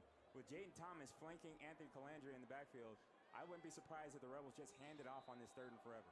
Raising Cane's 3rd and 19 from their own 29-yard line. Rebels just trying to get the clock moving with 51 seconds as the clock stops now. Lobos sent 3. Calandria steps up into an open area. He gets to the 30. What the heck? It squirts. Bro, what is going on? Go near midfield. Bear Lavelles fell on top of it. What happened there from Anthony Calandria? This is fantastic effort by the Lobos, chasing Calandria down. Very loose with that football. It is recovered by the Lobos. Bro, I don't understand. That's not even the defense. It's the offense. How you drop the ball like that? Why are you running the ball so loose? Look at this. Bloop. Calandria again loose with that football, trying to Sure. New Mexico with the ball. Safety position, creating another Lobo fumble recovery. And the offense is in business, looking to add to this lead before going into the halftime locker room. And McCray making up for the penalty earlier in that drive with the forced fumble. Bro, I don't know. First time this year. So now Lane and the Lobo offense has an opportunity with Damon Bankston back into the game. Motions out to the near side, and it's an empty backfield. Lane rolling to the right. Lane looking for a man on the sideline, and it's caught in Rebel territory down to the 33-yard line is Keegan Johnson. And a penalty flag came flying in as that play started from the far sideline. It's going to be offsides again against the Rebels. And offsides, defense, number 90 in the neutral zone, penalty decline, results in the plays, first down. Turns it into a 14-yard play with the penalty decline. The Lobos. Well, not really. Well, yes. Yes, they kind of are because both sides of the ball, they over here struggling. 34-yard line. About a 51, 52-yard field goal attempt from here. Mexico's got a pair of timeouts left as well. Oh, my God. Lane already with 8 of 11 passing and 220 yards. Slings one to the near sideline. That's caught again by Dorian Thomas. Thomas with a season-high 10 catches 2 weeks ago. Thomas already with 4 for 35-plus yards today. UNLV defensively, just a lot of space in the secondary right now. With a short field, Rebels weren't urgent enough in terms of keeping points off the board here. The Lobos, I think, are in comfortable field goal range now. 2nd and 5 from the 29. Lane to throw. Lane steps up, Lane to run. He's to the 25 on the near sideline and goes out of bounds on his own accord at the 22. Penalty flag on the far sideline again after an 8-yard run as it stands. Gary Reed, the referee. Illegal formation, offense number 51 was on the line of scrimmage. 5-yard penalty, 2nd down. Malik Aliane, the left tackle, called for the illegal formation, not lined up on the line of scrimmage. So that wipes out the gain and moves the Lobos back to the original line of scrimmage. Going to move this one all the way back to the 35. Now you're teetering on the edge of Conqueror field goal range. I think they trust their field goal kicker from this range still. So if you're the Rebel defense, I'd say be a little bit more aggressive and tighter in coverage, but you don't want to give up the explosive play. 3 is better than 7 here if you're the Rebel defense. UNLV sends 3. On a running back screen is checked down to Bankston, who jukes a man out on the inside. Gets to the 25-yard line and falls across the line to gain for a first. The clock is going to stop until the chains are set. Lobos with 2 timeouts and 19 seconds to go. You just got to keep your eyes up when you want to make a tackle. New Mexico will burn their 2nd timeout. They have 1 more left in the half and plenty of time in terms of what they have left. I don't understand really taking that timeout. You may have shots for the end zone here. You want to save at least 1 if you're New Mexico for your field goal operation. So now really it's touchdown or bust here with 19 seconds to go. You would have liked to have a play ready to go after getting that first down with the clock stoppage. But they decide to burn the timeout, make it not an issue. So Lobos with an opportunity to add to their lead. Back and forth affair. We've got just about everything you need on both sides. Explosive plays left and right, and got ourselves a tightly contested ball game in the waning seconds of the first half.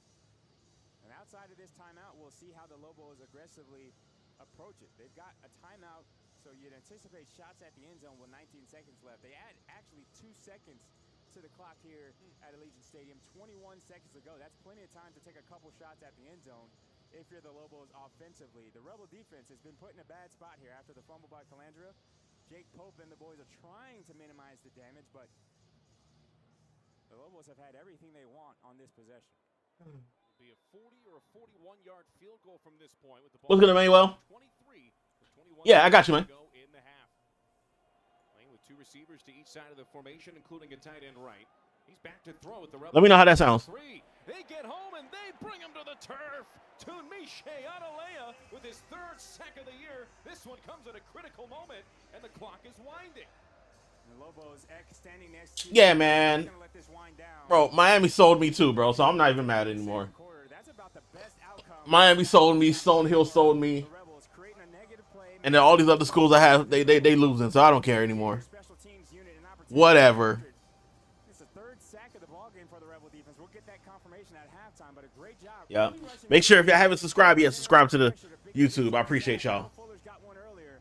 That one was at a pivotal moment for this Rebel defense, giving up 28 points in the first half. But that play could be a big-time momentum shifter in this ballgame. You see, just absolutely discarding the right tackle there. That's individual strength there. Coming down and making a play one-on-one against his matchup. He's a disruptor on that defensive front. He's had some struggles with injuries this year, hasn't been consistently in the lineup, but he's one of the better pass rushers that Dan Mullen has on his defensive front. So here's the four-year starter at kicker, Luke Drzwicki. The Michigan native, 8 of 9 this year. He's only made one from 44. Yeah. It's just that Miami, I felt like should have done way better. Practice kick doinks off the upright. It won't count, but I mean, Caleb, in your experience, especially as a guy who played some special teams as a quarterback, how does that affect the kicker? Not only the other team calling a timeout, but you do get that practice. I feel like I need to go back to spreads. Just start doing spread bets again. Spread bets always work better for me. Out there on the field is a good thing for that mechanic. So the mentality, however, of a kicker watching a doink, I don't know about a missed field goal, I think is easier to digest. But watching it doink off the upright, I think that might mess with you a little bit. You see the leg. He has plenty of leg there, and it's just the accuracy coming off the right. But off the Oh, I'm a Dodgers fan, so Dodgers. Listen, after what happened last night, we're winning. We're taking Game 7. We'll see if the Rebels decide to come after it after icing on that first attempt. And we got Shohei on the mound. If Shohei gives us anything that he gave Game 4 of the NLCS, good hold. Kick is up. You know, it's a wrap. Right? If Mookie, right? Mookie got a little slump. So if Mookie could stay in form now, damn, F the Dodgers is crazy. We'll check in on the Runnin' Rebel basketball team. Got a chance to catch up with head coach Josh Pastner, Miles Che, and Draven Gibbs-Lawhorn at Mountain West Media Day. We'll have a preview of the Runnin' Rebels who open their season this upcoming Tuesday at home against UT Martin. But we're at the half at Allegiant Stadium in a Mountain West football showdown on the Mountain West Network. New Mexico 31, UNLV 21. Back from Allegiant Stadium right after this. So that's a tough game, man. I have a bet. I think I have a bet for Tennessee, like a spread bet on Tennessee. Philadelphia got robbed. Yeah, right. Philadelphia did everything in the regular season, but couldn't do it in the postseason. They ain't get robbed. They did it to themselves.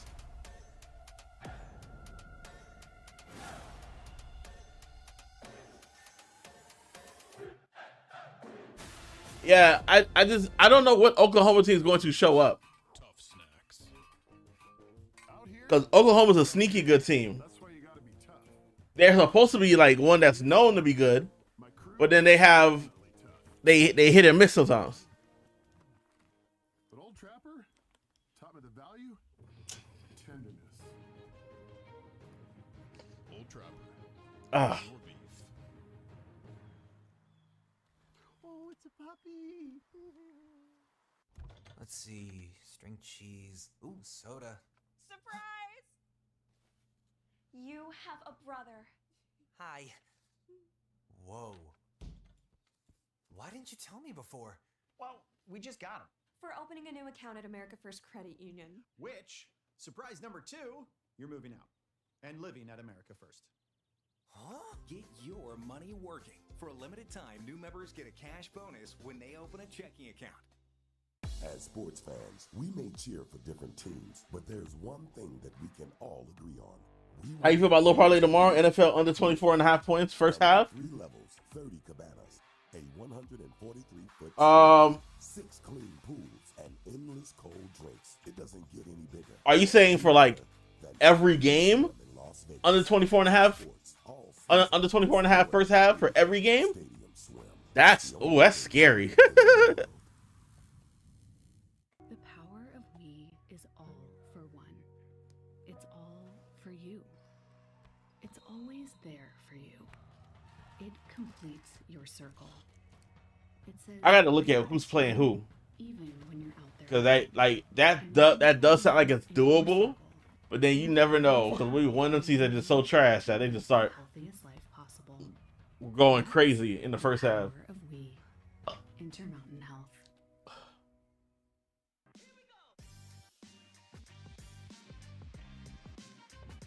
Oh, 3-4 in the rest spreads. See, because yeah, I don't know.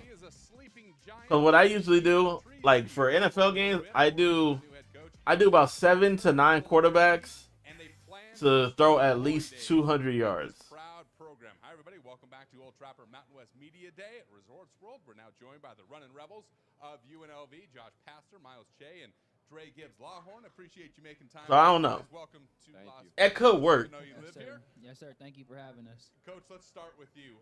As you just mentioned, to have the opportunity to be sitting in this chair as the head coach at UNLV with the tradition and history of this program, and knowing that coming to Vegas for all these years for recruiting and everything else, understanding what this program's about. So to have that opportunity to take that, I was like, this is better than television. I'm all in, and I felt this job's a sleep. Yeah, I feel like, listen.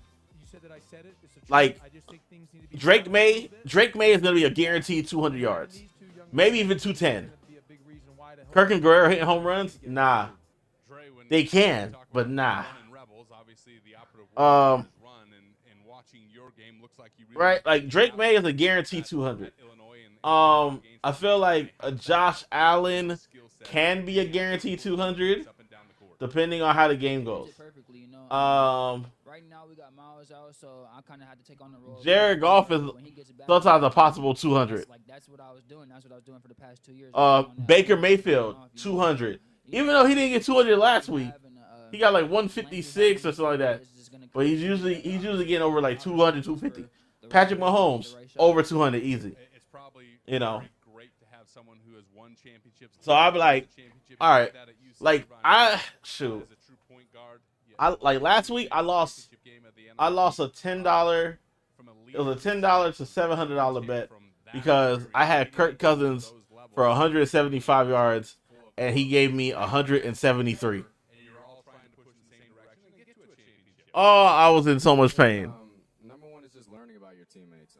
Everybody is different. Everybody has different perspectives and different personalities. So just trying to manage that, but as well as just trying to bring some of the experience I have from previous programs and previous basketball. I know there's some things that I learned along the way that can definitely help this team in the way that we approach games and approach practice. So I think just as long as I bring that and our team keeps fighting, we'll be good.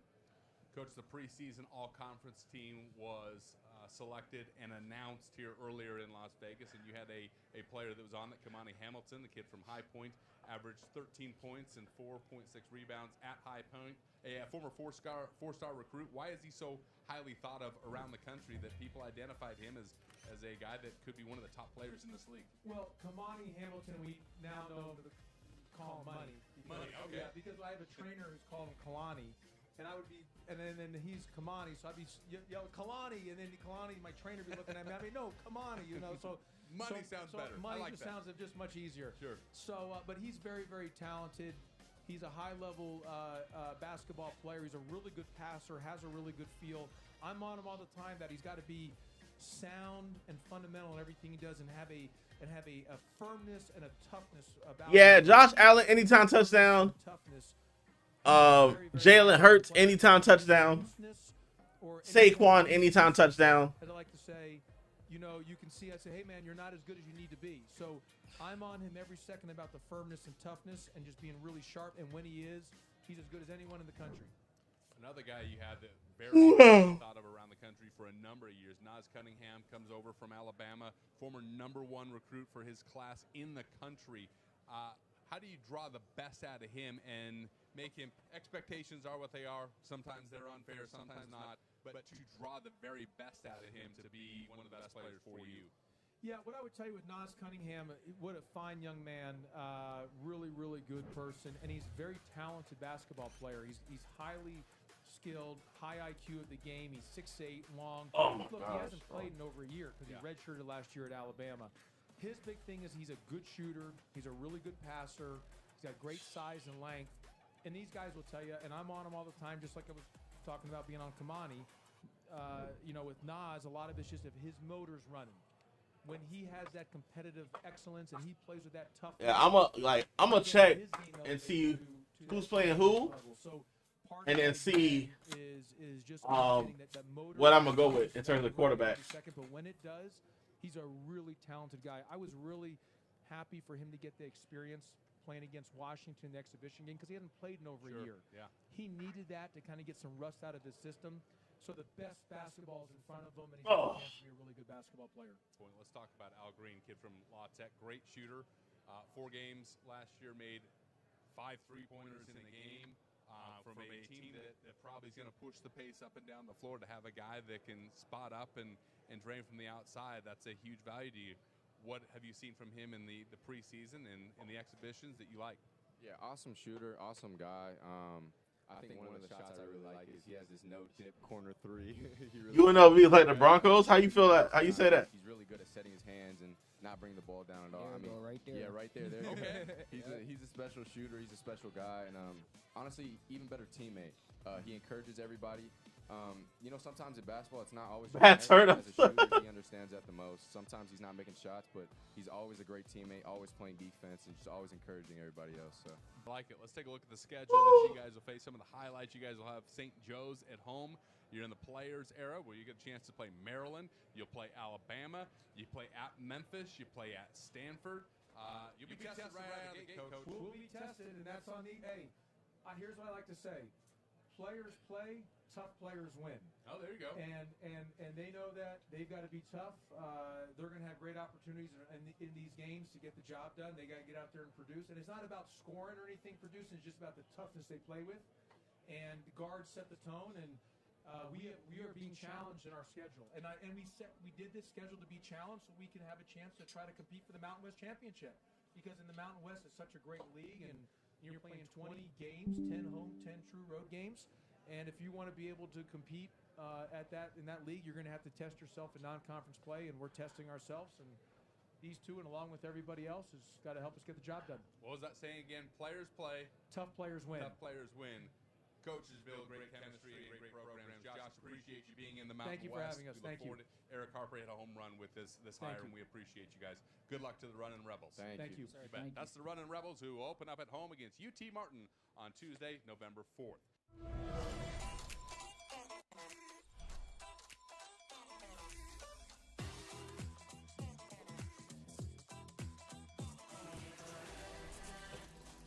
All right. Oh wait. Okay.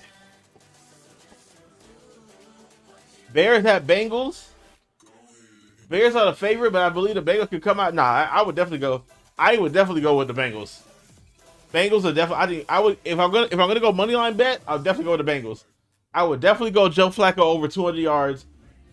And Caleb Williams over 200 yards. But Caleb Williams is going to sweat for that 200 yards.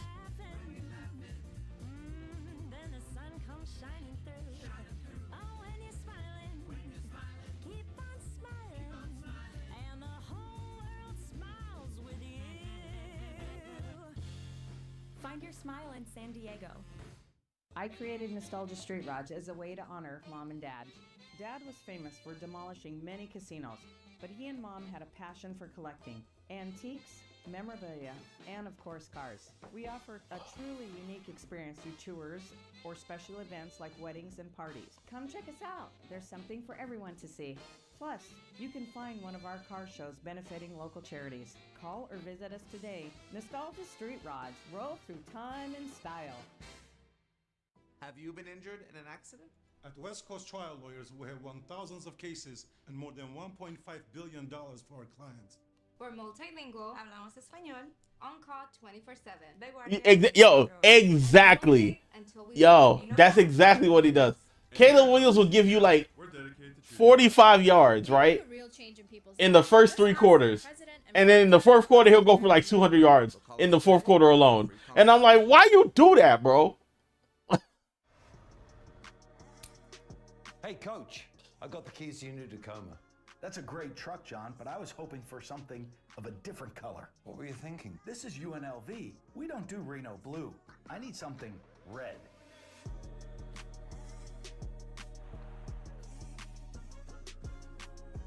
Hey, Coach, how's this? Now that's more like it. Way to go, Steph. Finley Toyota is a proud supporter of UNLV football. Gatorade has the #1 proven electrolyte blend, designed to hydrate better than water. Made to rehydrate, replenish, and refuel, so you can lose more sweat and earn a place in history.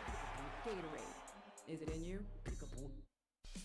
Sierra Air Conditioning and Plumbing makes quality service our top priority. Sierra was voted Best Air Conditioning Company in Las Vegas. Our highly trained technicians will make sure the job is done right the first time. Sierra Air Conditioning is here to help you 24 hours a day, 7 days a week.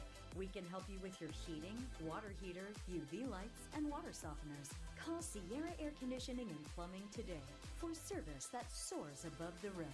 Gatorade has the #1 proven electrolyte blend, designed to hydrate better than water, made to rehydrate, replenish, and refuel, so you can lose more sweat and run the game. Gatorade, is it in you? Peekaboo.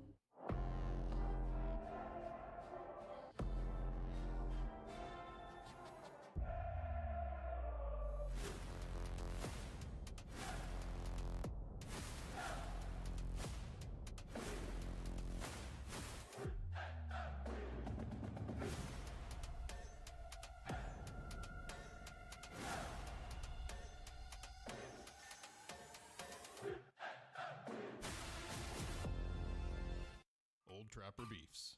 Tough snacks. Out here, nothing comes easy. That's why you gotta be tough. My truck, it's tough. My crew, definitely tough. Old Trapper taught me the value of tenderness.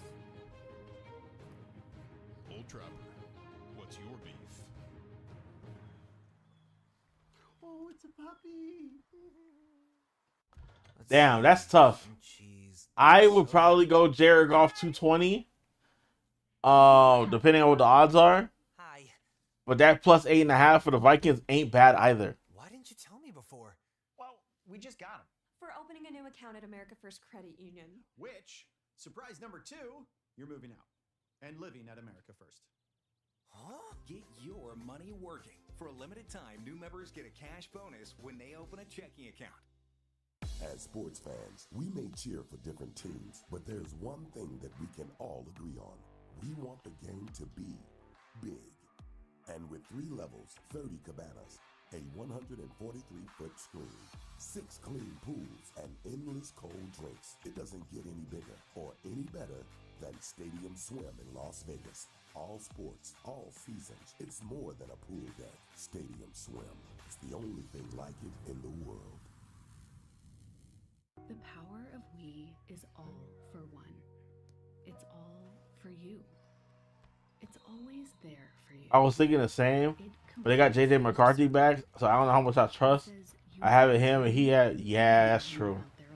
That is very true. Intermountain Health in your circle. You'll always have the care you need to live the healthiest life possible. That's the power of we. Intermountain Health.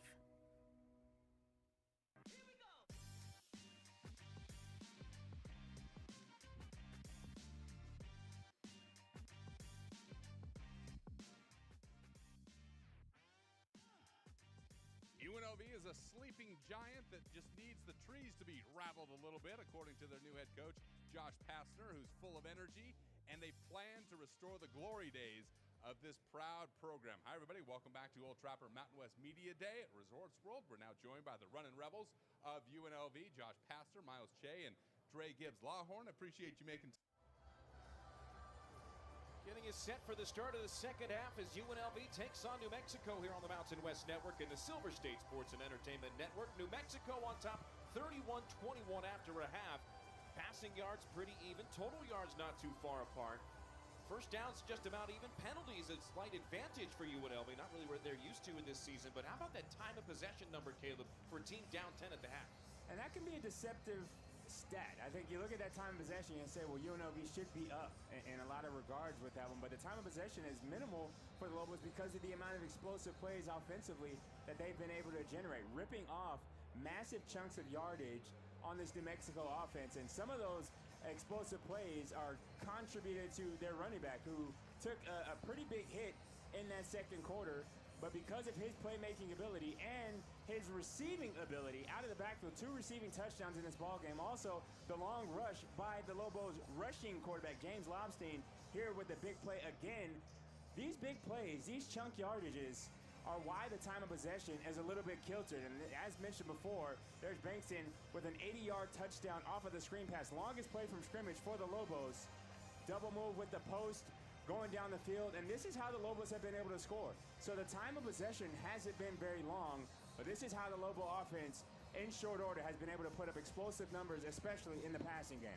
And in the passing game for UNLV, that's been the area where they've had the advantage. Anthony Calandria, 19 of 21 passing in the first half for 227 yards and a touchdown. He's been helped out by some tremendous catches from his wideouts, including Day-Day Reynolds. Day-Day Reynolds, Troy Amire also. Both of those guys on the edge is doing a great job coming down with those 50-50 balls. And Kevon Lee obviously getting it done on the ground. The biggest play of the half for the Rebel defense came on the pick 6 by Keys. That was at the point in the ballgame where the Rebels offensively rattled off 14 unanswered points. And then the defense put the finishing touches on the comeback. It was 21-all after that roaring comeback by UNLV.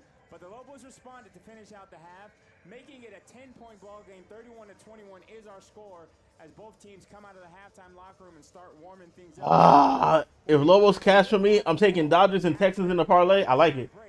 The Lobos actually won the toss and decided to take the ball in the first half.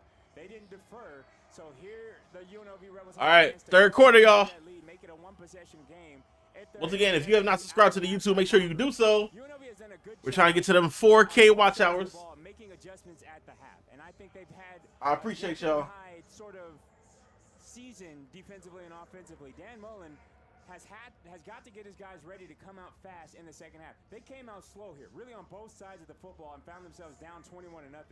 With the way the Lobo offense has played, offensively for the Rebels, you have to keep pace. And I think scoring on every possession, Dan Mullen's already shown in this ball game that he's willing to be aggressive, going forward on an early 4th down where they came up short. I think he's thinking touchdown or bust from here on out. And that's just got to be the nature of his offensive approach with the defense that's given up 31 points in one half of football. The last game against Boise State, 28 points through one half. So UNLV defensively is reeling. The offense needs to possess the football and score touchdowns in order to give their defense a chance. Jet Thomas with 9 carries for 30 yards in the first half. He tacked on 3 catches for another 12 yards. And with UNLV set to get the ball first here in the third quarter, we're likely going to see Jet Thomas. What did you think of his usage in the first? Well, I think his usage was up. As hard, we've seen them all season long where his usage in the first half has been minimized. And we've had halves in the first half of ball games where he only had 1 touch. But he's been touching it on the ground as well as in the passing game. He hasn't had that breakout run that we're so accustomed to seeing from him. But I'm sure he's going to get a big bulk of carries because to finish that second quarter, he really didn't have much of an impact. So we'll see if he gets more in the second half. He's the lead horse in that running back room. But with Calandria being so on fire in the passing game and trailing by 2 possessions, it might be tough. So early in this second half is where I think we'll see the impact of Jaden Thomas. Jalen Glover going to run this kickoff back. Rebels heading from right to left here to start the third quarter. He's got some space. He's out to the 30. He is brought down on a shoestring tackle. A touchdown-saving tackle from Bear Lavelles after a 33-yard return for Jalen Glover. Sets Anthony Calandria and the Rebel offense up with some pretty favorable field position, all things considered. Almost broke that. Jalen Glover making his presence felt in the special teams. We talked about this running back stable.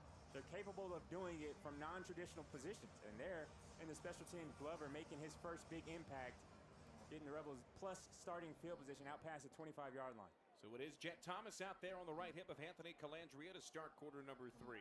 Marquise Gums, the tight end left. There's a receiver to that side. It's Jaden Bradley and 2 receivers to the top of the formation as well as the Rebels start the second half down by 10. Calandria directing the offense from the line of scrimmage. With 10 on the play clock, he'll take the snap. On an option look to the right, he flips it out to Jet Thomas. 2 defenders strafing along to the sideline, and Jet is maybe able to get back to the line of scrimmage.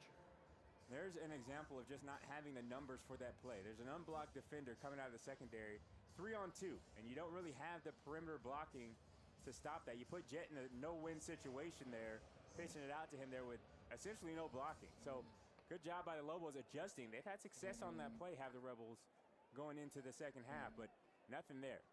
You saw C.J. McBean, the true freshman at safety, shuffling sideline to sideline to make the stop there. Calandria in trouble, rolling right, airs it out to his own sideline, and it's out of bounds on the throwaway.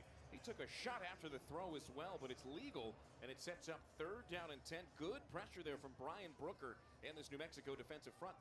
Not the start you wanted to the second half. UNLV coming out flat here. Negative play to start, and then a throwaway there. That's a questionable play there. We've seen roughing the passer called for less than that, and I think that was one that the Rebel fans are probably saying should have been a roughing the passer. A little contact up high as well. No call. 3rd and long for the Rebel offense. UNLV in the first half was 3 out of 6 on 3rd down. They're at 48% on the year coming into today. The Lobos send an extra blitzer. Calandria looking for a man, throws it over the middle. It's caught but brought down in the backfield from a loss to Jet Thomas. All over him there was Xavier Slayton, the junior from Chicago. And it's a 3 and out for the offense to get the second half started for UNLV. That's a fantastic job by this Lobo front. They do add 1, so they're rushing 5 here, but it's the stunts and the games up front that really lead to this pressure. Calandria doesn't have a clean escape route because of the stunts and the movements. He doesn't trust his eyes in terms of getting out of the front door there. His eyes drop to the rush and nobody home downfield.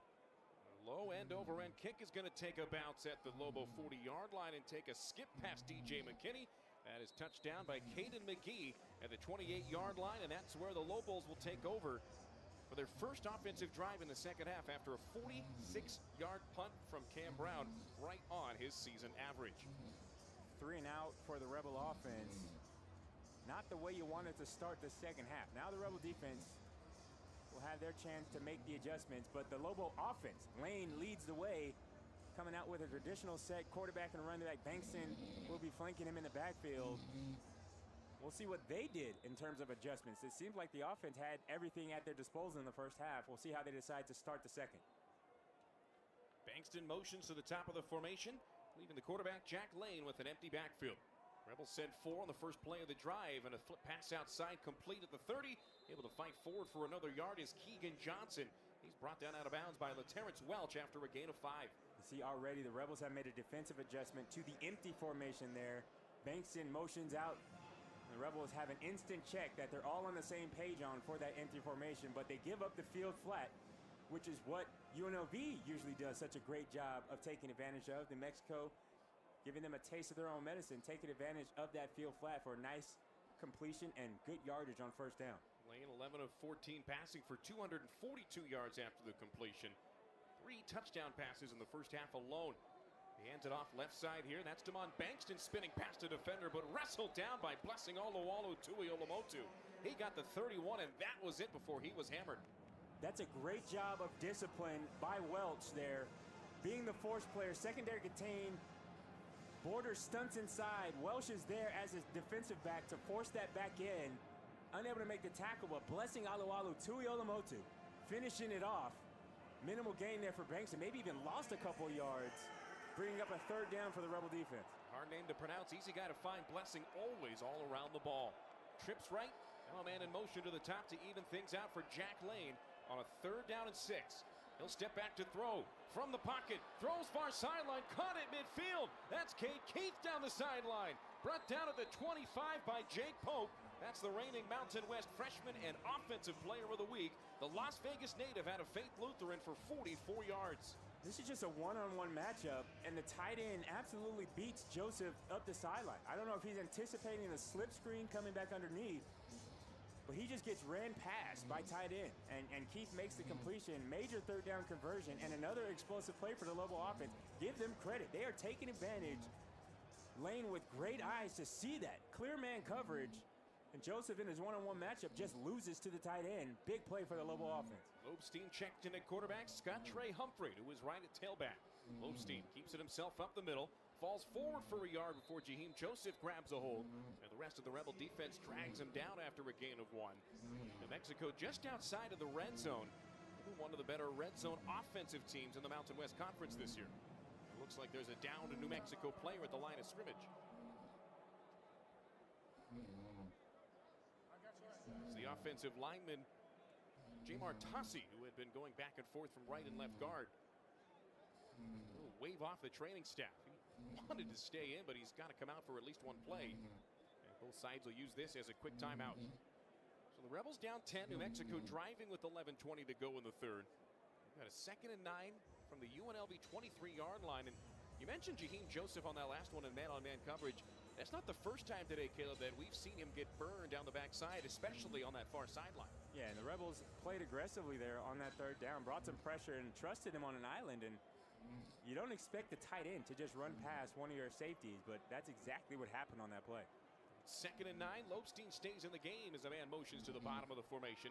Lobstein fakes a run, steps back to pass, throws end zone, and throws it too far out of bounds.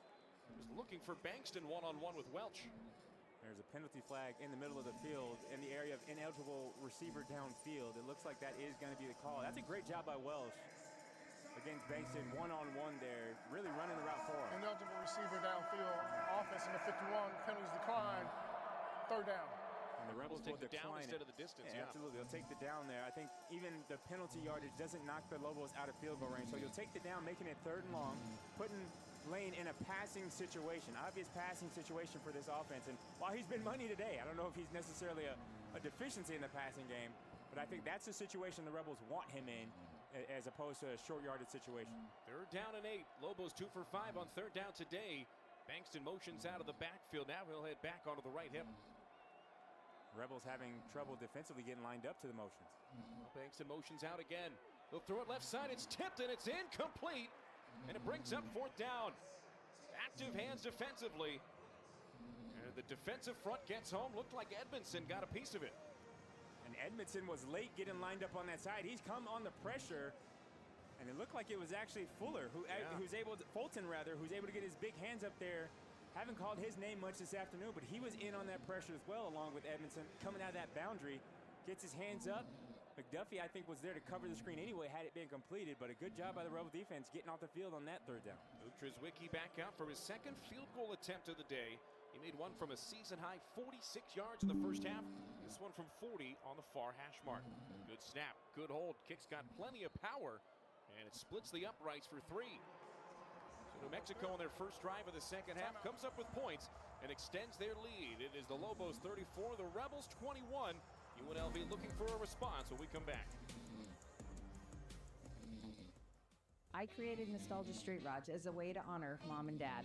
Dad was famous for demolishing many casinos, but he and Mom had a passion for collecting antiques, memorabilia, and of course cars. We offer a truly unique experience through tours or special events like weddings and parties. Come check us out. There's something for everyone to see.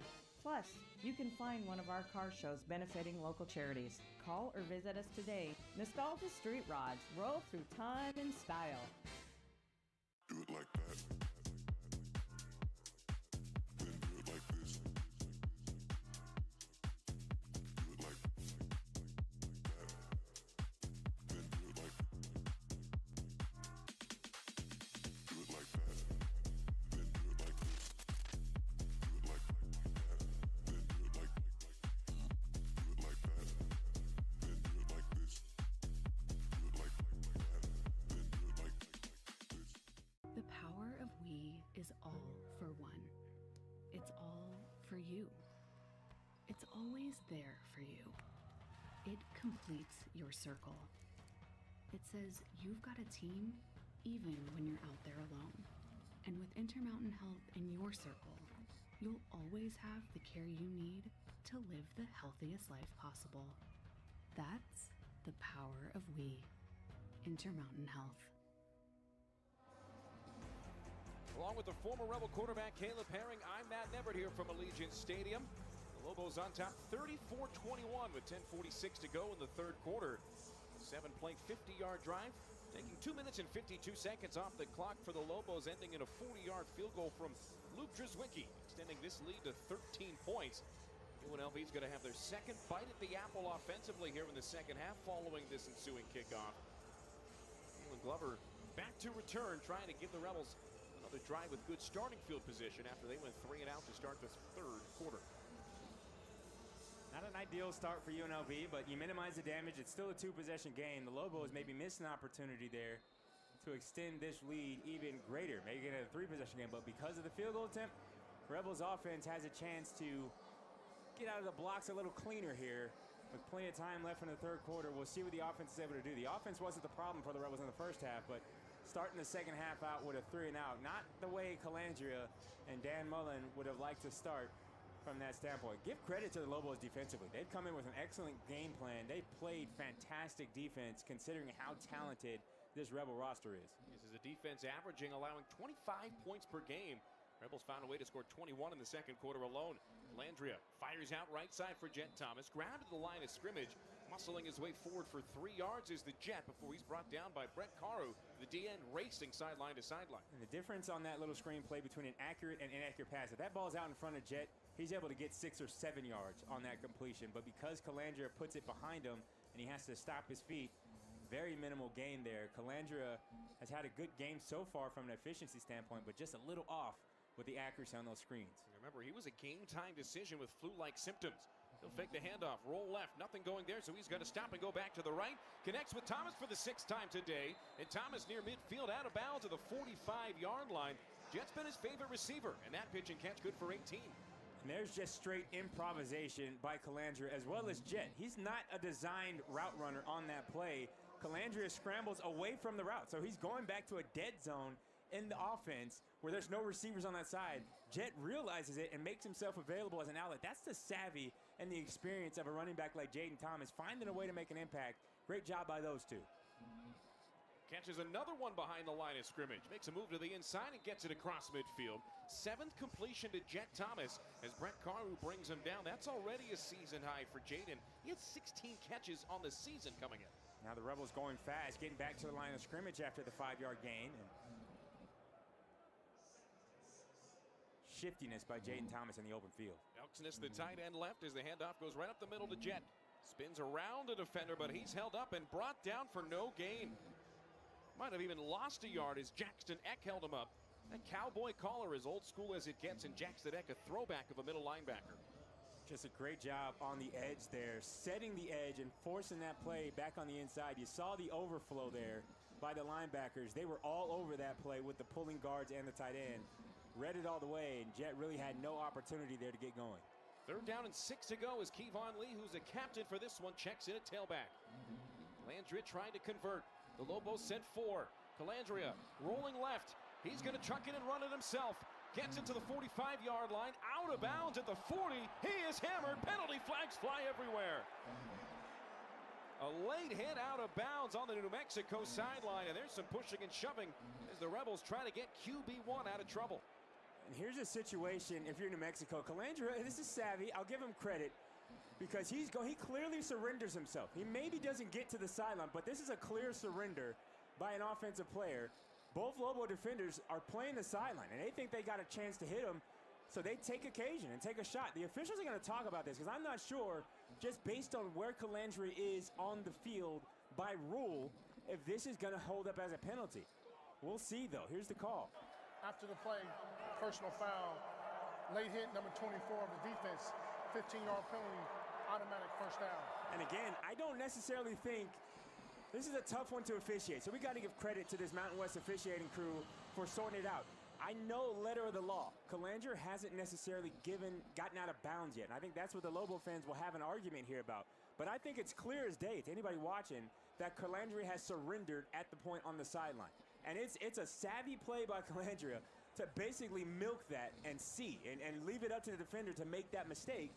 The defender makes a mistake. I think the refs got it right in forcing a late hit on the quarterback who's surrendering, especially in a game and a day and age where the quarterbacks get the utmost protection in those situations. Quarterback's going to get the benefit of the doubt. Massive penalty against the Lobos. They announced it on 24 Bear Lavelles. It was actually 25 Drew Speech after the second look. Whoever it was on, it sets the Rebels up in good field position. Calandria complete at the 10. Gum spinning goal line. Touchdown, Scarlet and Gray.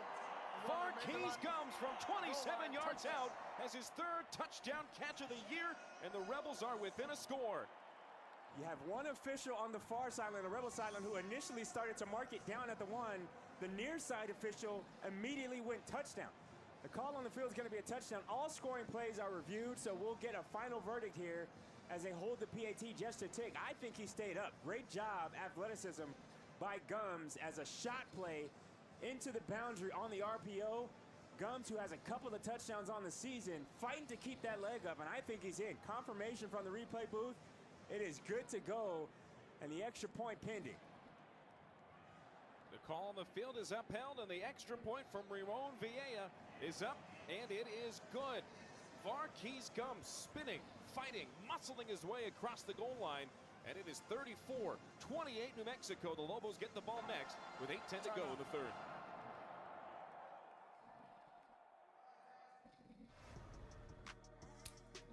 Hey, Coach, I got the keys to your new Tacoma. That's a great truck, John, but I was hoping for something of a different color. What were you thinking? This is UNLV. We don't do Reno blue. I need something red.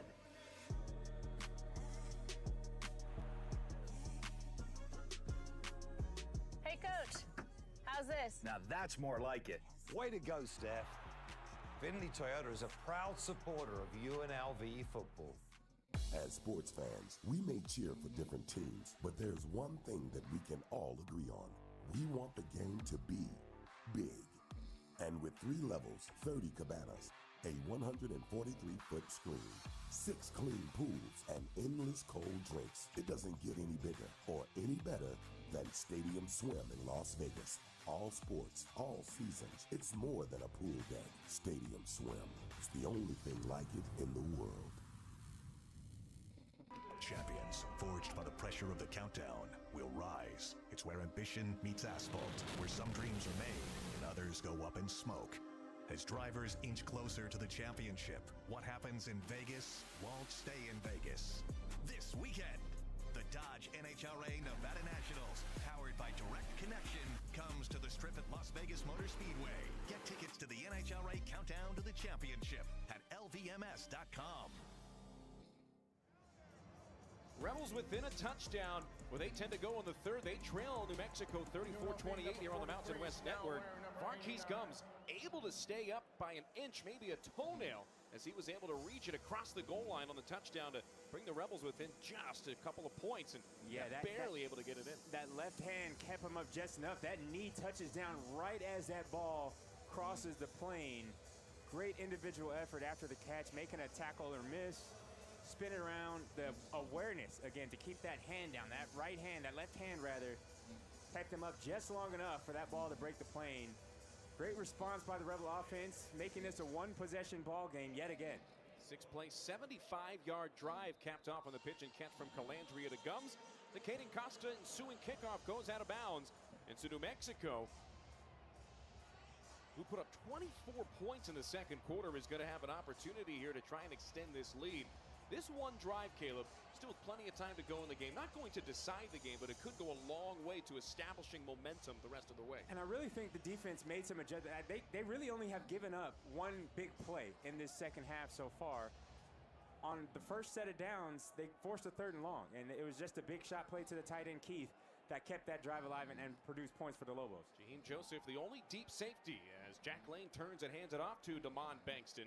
Check that. That's going to be DJ McKinney. Zay Patterson the first to get to him, and he's brought down for a gain of 2. McKinney in the backfield. We saw the injury to Bankston early in the first half. He was able to come back out and did play in the first series of the second half, but they've got a stable at running back, and they trust McKinney as well in the backfield. The offensive line there just unable to really move the line of scrimmage too much, and the Rebel defense, again, stout with the front 4. Miller, Smith, and Thomas to the top of the formation. By himself is Keegan Johnson, one-on-one at the bottom of the screen with Andrew Powdrell. Lane back to pass on 2nd and long. Throw over the middle, incomplete. He targeted Johnson in that one-on-one matchup, but just threw it too low. Powdrell in tight coverage on the slant route, just man-to-man coverage, and really trusted it, sitting inside on that inside eye at that cornerback position. Really trusted himself and sat on it and able to make a play on the football, forcing an inaccurate throw. And again, the Rebel defense doing a good job 1st and 2nd down. 3rd down has been the issue. The 3rd down last time out was a big play to Keith down the sideline. We'll see if they can get off the field here. Lobos converting at 41% on 3rd downs this year. They are just 2 for 6 this afternoon. Raising Canes 3rd and 8 from their own 27. Lane back to pass. He throws it to McKinney. He is hammered. Huge stop from Trey Fulton. The redshirt freshman out of Bakersfield making an impact for the second time today. Here comes the Lobo punt unit after a big 3-and-out for UNLV. And there again, Lane trying to find a running back out of the backfield. There's such an integral part, McKinney, Bankston out of the backfield in the passing routes, and that's just a great job by Fulton being hip to it in the study book, and some trickeration here from the Lobo special teams. And a man get up under center, and they're going to fake it, they're going to throw it, and they're going to complete it. At midfield and into Rebel territory go the Lobos. Deshaun Buchanan on a 4th and 8 converts and flips the field. Tricky play there, lining up with the shift. Rebels try to adjust to it, thinking it's going to be something up the middle, but the situation, 9 yards to go there. Just a jump pass right up the middle. Lobos going into their bag of tricks. Perfect time to execute it. Special teams with the first impact play of the ball game so far for either team, and that is a massive conversion by this Lobo offense. Well, the Lobo offensive special teams unit, giving them new life and getting the ball +5 to the 50. After a 31-yard pickup on 4th and long, they've got a 1st and 10 from the Rebel 43-yard line. Lane looking, he's completed with a penalty flag down in the backfield. That's Cade Keith forced out of bounds. Looks like it's in the area of a hole near the line of scrimmage. Holding, offense, number 58, 10-yard penalty, first down. There you see the difference of where that flag happens. The 10-yard penalty at the line of scrimmage is much more crucial to derailing an offensive drive because it goes from the line of scrimmage and backs you up 10 yards. 1st and 20 is a situation that no offensive coordinator wants to be in. You don't have much dialed up to overcome that. So a big-time penalty to help the Rebels out, who are a little bit reeling after that 4th down conversion on the fake on the Lobo punt. So good job by the Rebels drawing that penalty, but the Lobos had the change to overcome now. New Mexico back in their own territory by just a couple of yards. Lane back to pass as the Rebels send 4. They get to him, and Lucas Conte brings him down for a sack. Lucas Conte was nearly untouched, and after the holding, New Mexico allows their quarterback to go down. And again, Conte ran right by Tossi as well. The Rebels with just a 4-man rush, no twists, no stunts, just winning your one-on-one matchup on the defensive line. That's been the way that the Rebels have been able to generate pressure. Anytime they try to blitz, seems like the Lobos have the perfect screen call dialed up. But now, 2nd and forever for the Lobo offense. Again, not much in your playbook for this, but the Lobos have had explosive plays. Rebels can't go to sleep on defense. And they will go back to James Lobstein behind center, the running quarterback with 81 of their 90 rushing yards today. He's going to run it on a design quarterback draw. He breaks a tackle, slips through another one, and is met near the 50-yard line by just about everybody in scarlet. Rebels keeping him in in their own territory, I should say. Ball spotted at the 49-yard line, still sets up 3rd and a mile. Great effort there by Lobstein, just trying to fight through and get some yardage there. Again, 3rd and forever for the Lobo offense. Not much in your playbook.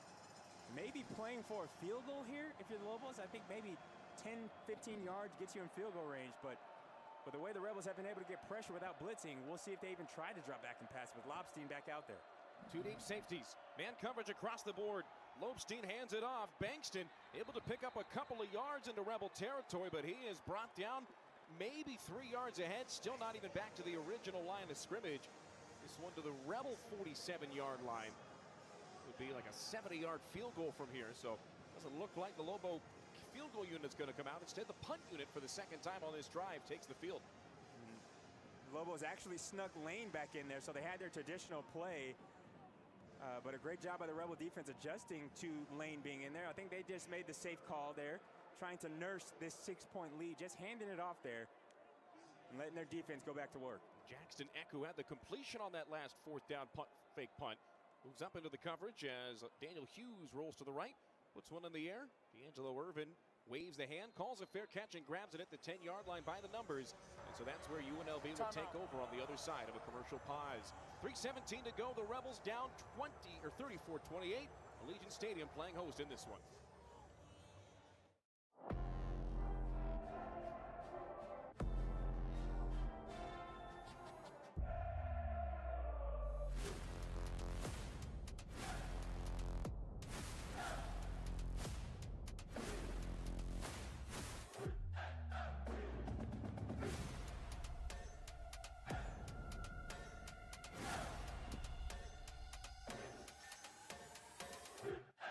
Bro.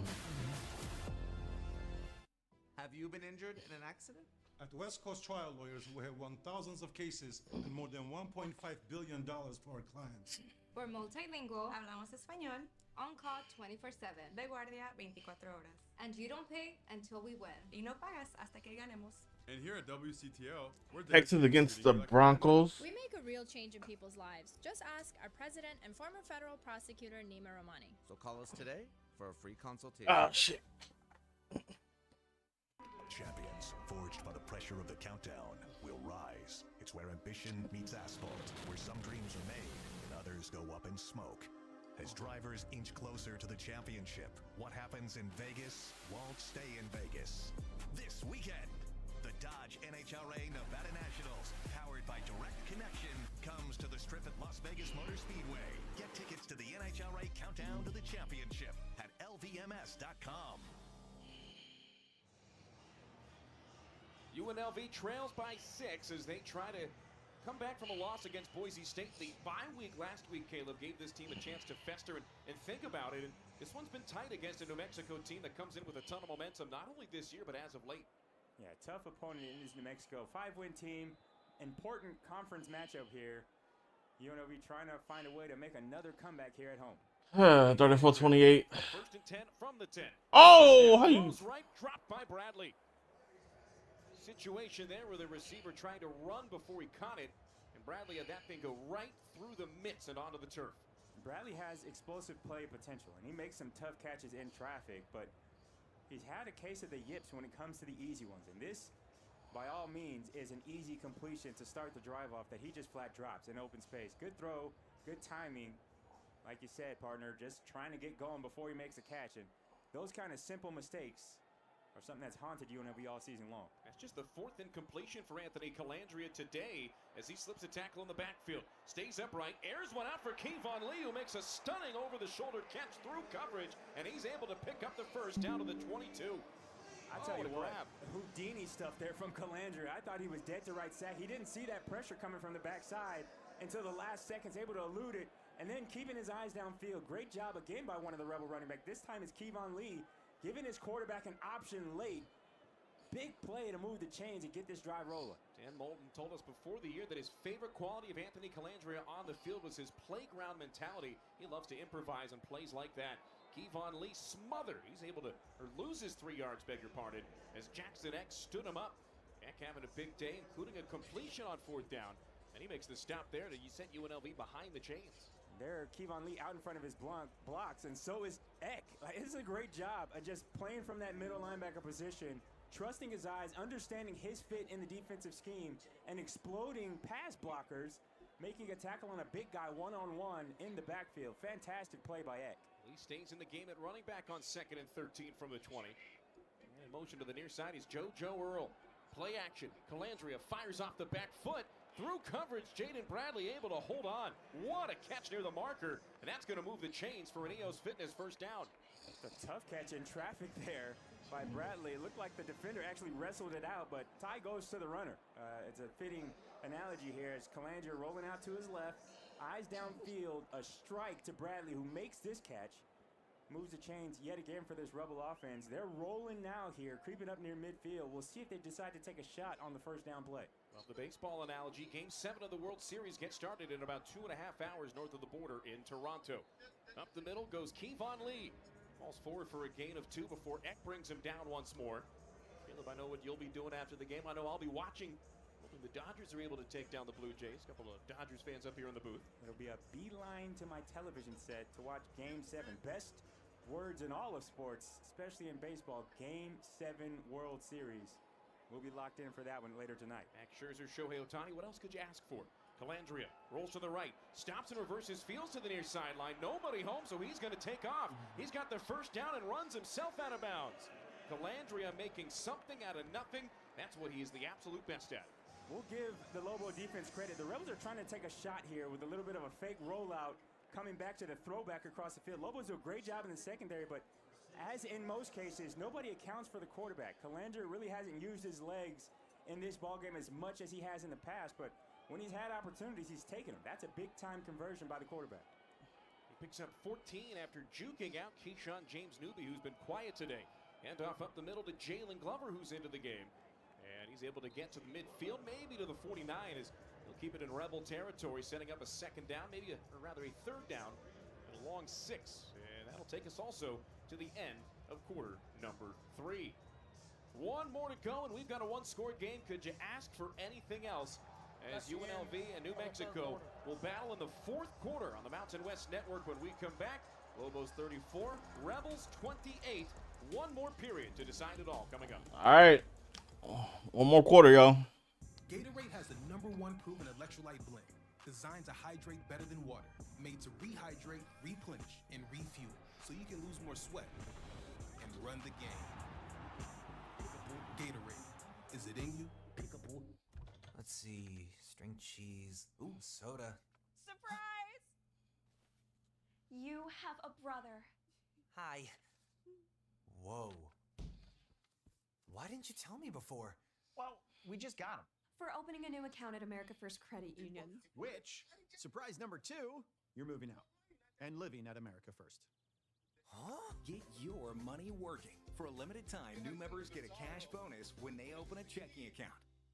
At Finlay Kia, we offer you more than just a car. Get personalized attention and a car buying experience focused on you. Looking for something new? Come check out the 2025 Kia Sorento or the all-new 2025 Kia Sportage. With advanced technology, modern design, and performance that adapts to your lifestyle. Make the most of your summer and visit us today. Finlay Kia. We are your Central Kia dealership on Sahara, just west of Decatur.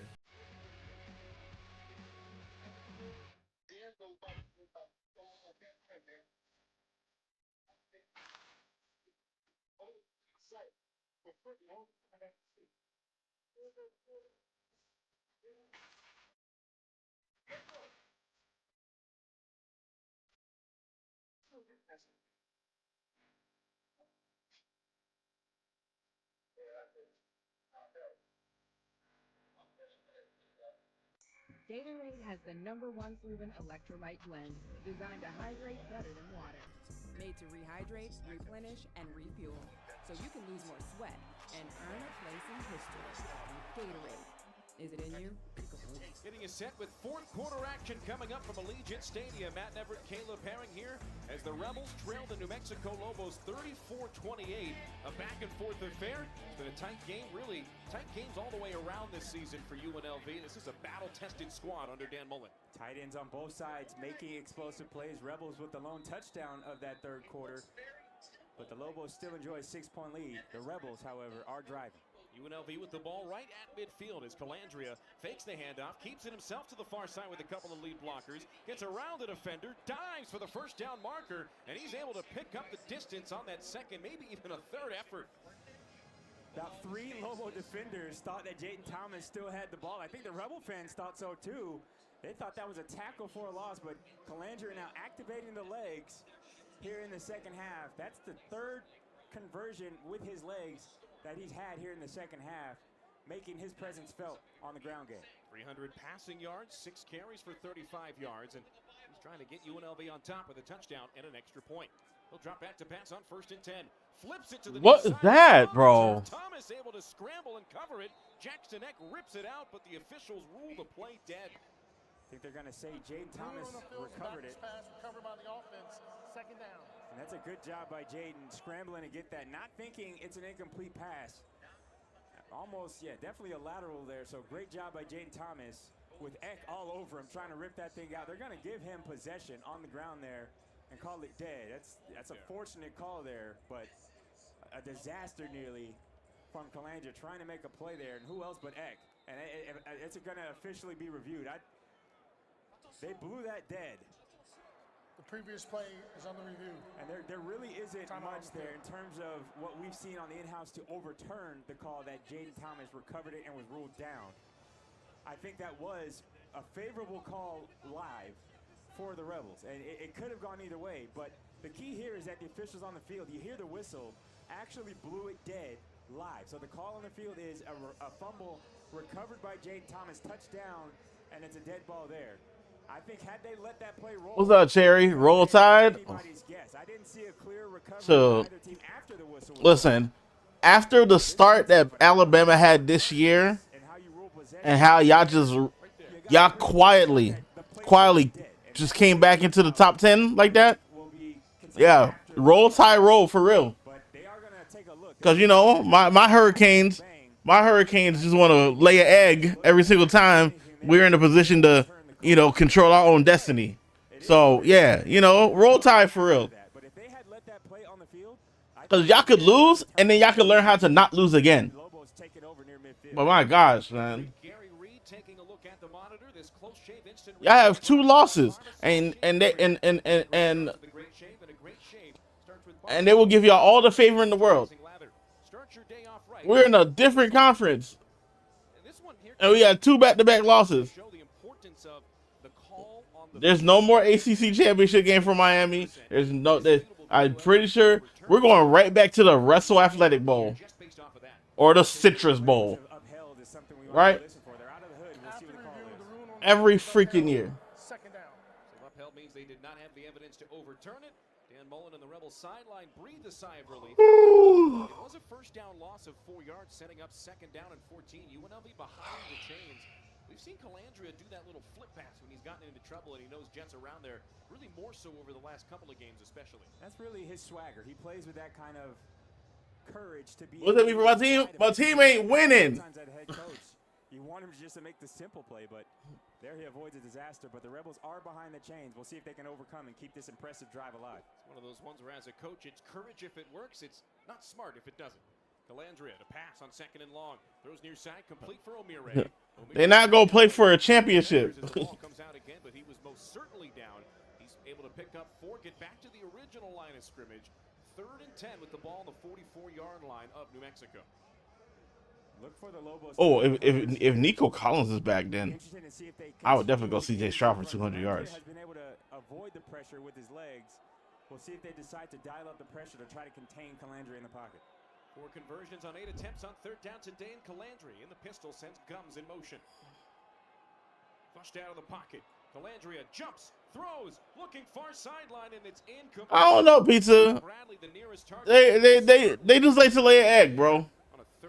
They don't want to win, and it upsets me. Due to the negative play, playing from behind the chains, you would have liked to maybe see Calandria play the situation there, just pick up some yards. He heaves it out of bounds and out of harm's way, but maybe a few yards on his legs would have made it an interesting choice. Right, and then the thing about this is that, like, a 10-yard 4th down. This is like the best chance between last year and this year. This is the best chance that Miami could have had to get to the playoff and probably compete for a national championship. And what do? They piss down their leg every time.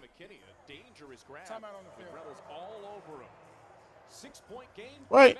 We can't like people who are fans of teams in conferences other than the SEC can't be mad that the SEC always gets like 6 or 7 teams in the playoff when we don't do the job to get our teams right into the playoff. We can help you with your heating, water heater, UV lights, and water softeners. Call Sierra Air Conditioning and Plumbing today for service that's... Bro, Miami was the number 2 team in the nation. Lose to Louisville, right? Always a trap game, right? Think you're going to bounce back against SMU and you piss down your leg and you lose to SMU. On call 24/7. De guardia 24 horas. And you don't pay until we win. Y no pagas hasta que ganemos.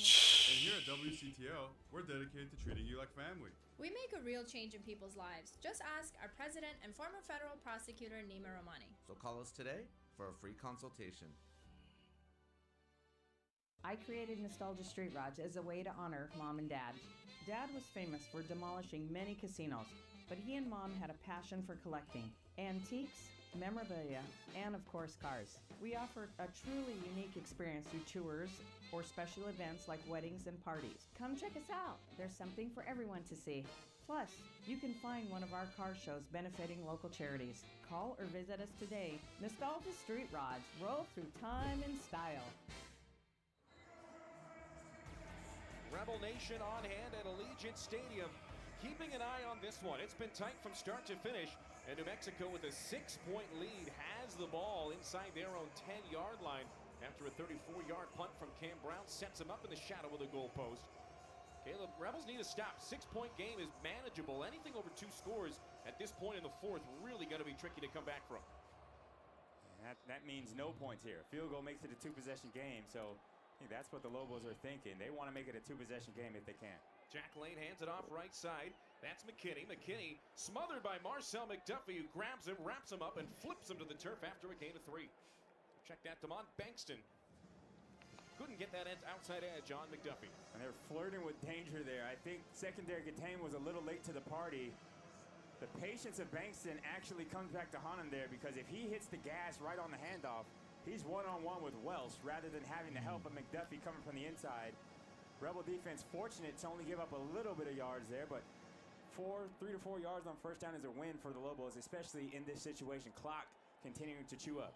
Yeah, they're continuing to wind this thing down under 10 seconds on the play clock. As Lane pulls it out of the belly of the running back, complete to Johnson, who streaks across the 20-yard line and is brought down for the line to gain, but flags fly everywhere around the line of scrimmage. There's flags on the other side. Ineligible receiver downfield is going to be one of the calls at least. The long extended RPO fake there from Lane. Ineligible player downfield, offense number 68, 5-yard penalty, second down. And really, that's a tough thing as an offensive lineman. You're blocking run when you get that call in. You're blocking a run play. You understand it's an RPO, but it's up to the quarterback and the backfield mechanics to get that play out on time. You see here the extended fake from Lane. He holds on to it at 1 extra count. That's an easy one. And the offensive line well downfield there. He's near the receiver. He knew it right away. He started walking backwards. Yeah, easy one for any official. And Dan Mullen out on the field arguing with the line judge on his sideline. Not sure what he's upset about. Instead of an 11-yard gain for the Lobos, it's second down and 11 from their own 8. Lane to throw. Lane checks it down. Grabbed at the line and tackled is Demont Bankston. Huge play defensive. Smashing UNLV money line. What's the odds on that right now? Ruling on the field. The receiver caught the ball in the middle of the play. Third down. Oh, baby, this one almost took a turn in a hurry. Marcel McDuffie, one of the best linebackers in the conference, having himself a fantastic season there. Redirects, beats the block on the screenplay, and able to make a one-on-one tackle in open space. They ruled it a completion and a TFL. I would love to see the live odds on that right now. Third down and 16 for the Lobos. They try to get the Rebels to jump, but no dice. Bankston back into the backfield. He'll stay in and block. Lane steps up. He's got nowhere to go. He is level. Plus 200? That's not bad. First tackle of the year. Could not have come at a bigger time on third down. Logan Christensen just playing spy here. Hey, you shut your bitch ass up, Elijah. You probably mad you about to be losing some cash. Sure stop for the Rebels on third. Let's see how aggressive the Rebels want to be on this punt block. They almost get home, but the kick up in the air. Good boot there by Daniel Hughes. D'Angelo Irvin's got it. He races he gone. the field, tries to break. Oh, he's still up. Himself down, and he is brought down at the 34-yard line.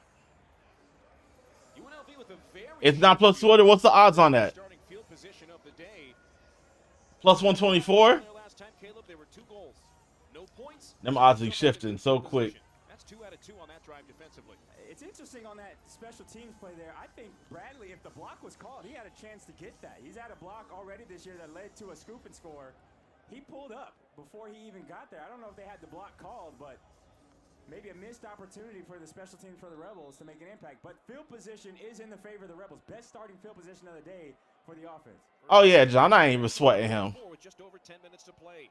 First play handoff. Jet Thomas through the right side of the line. Jackson Eck grabs him and holds him up literally by the hip.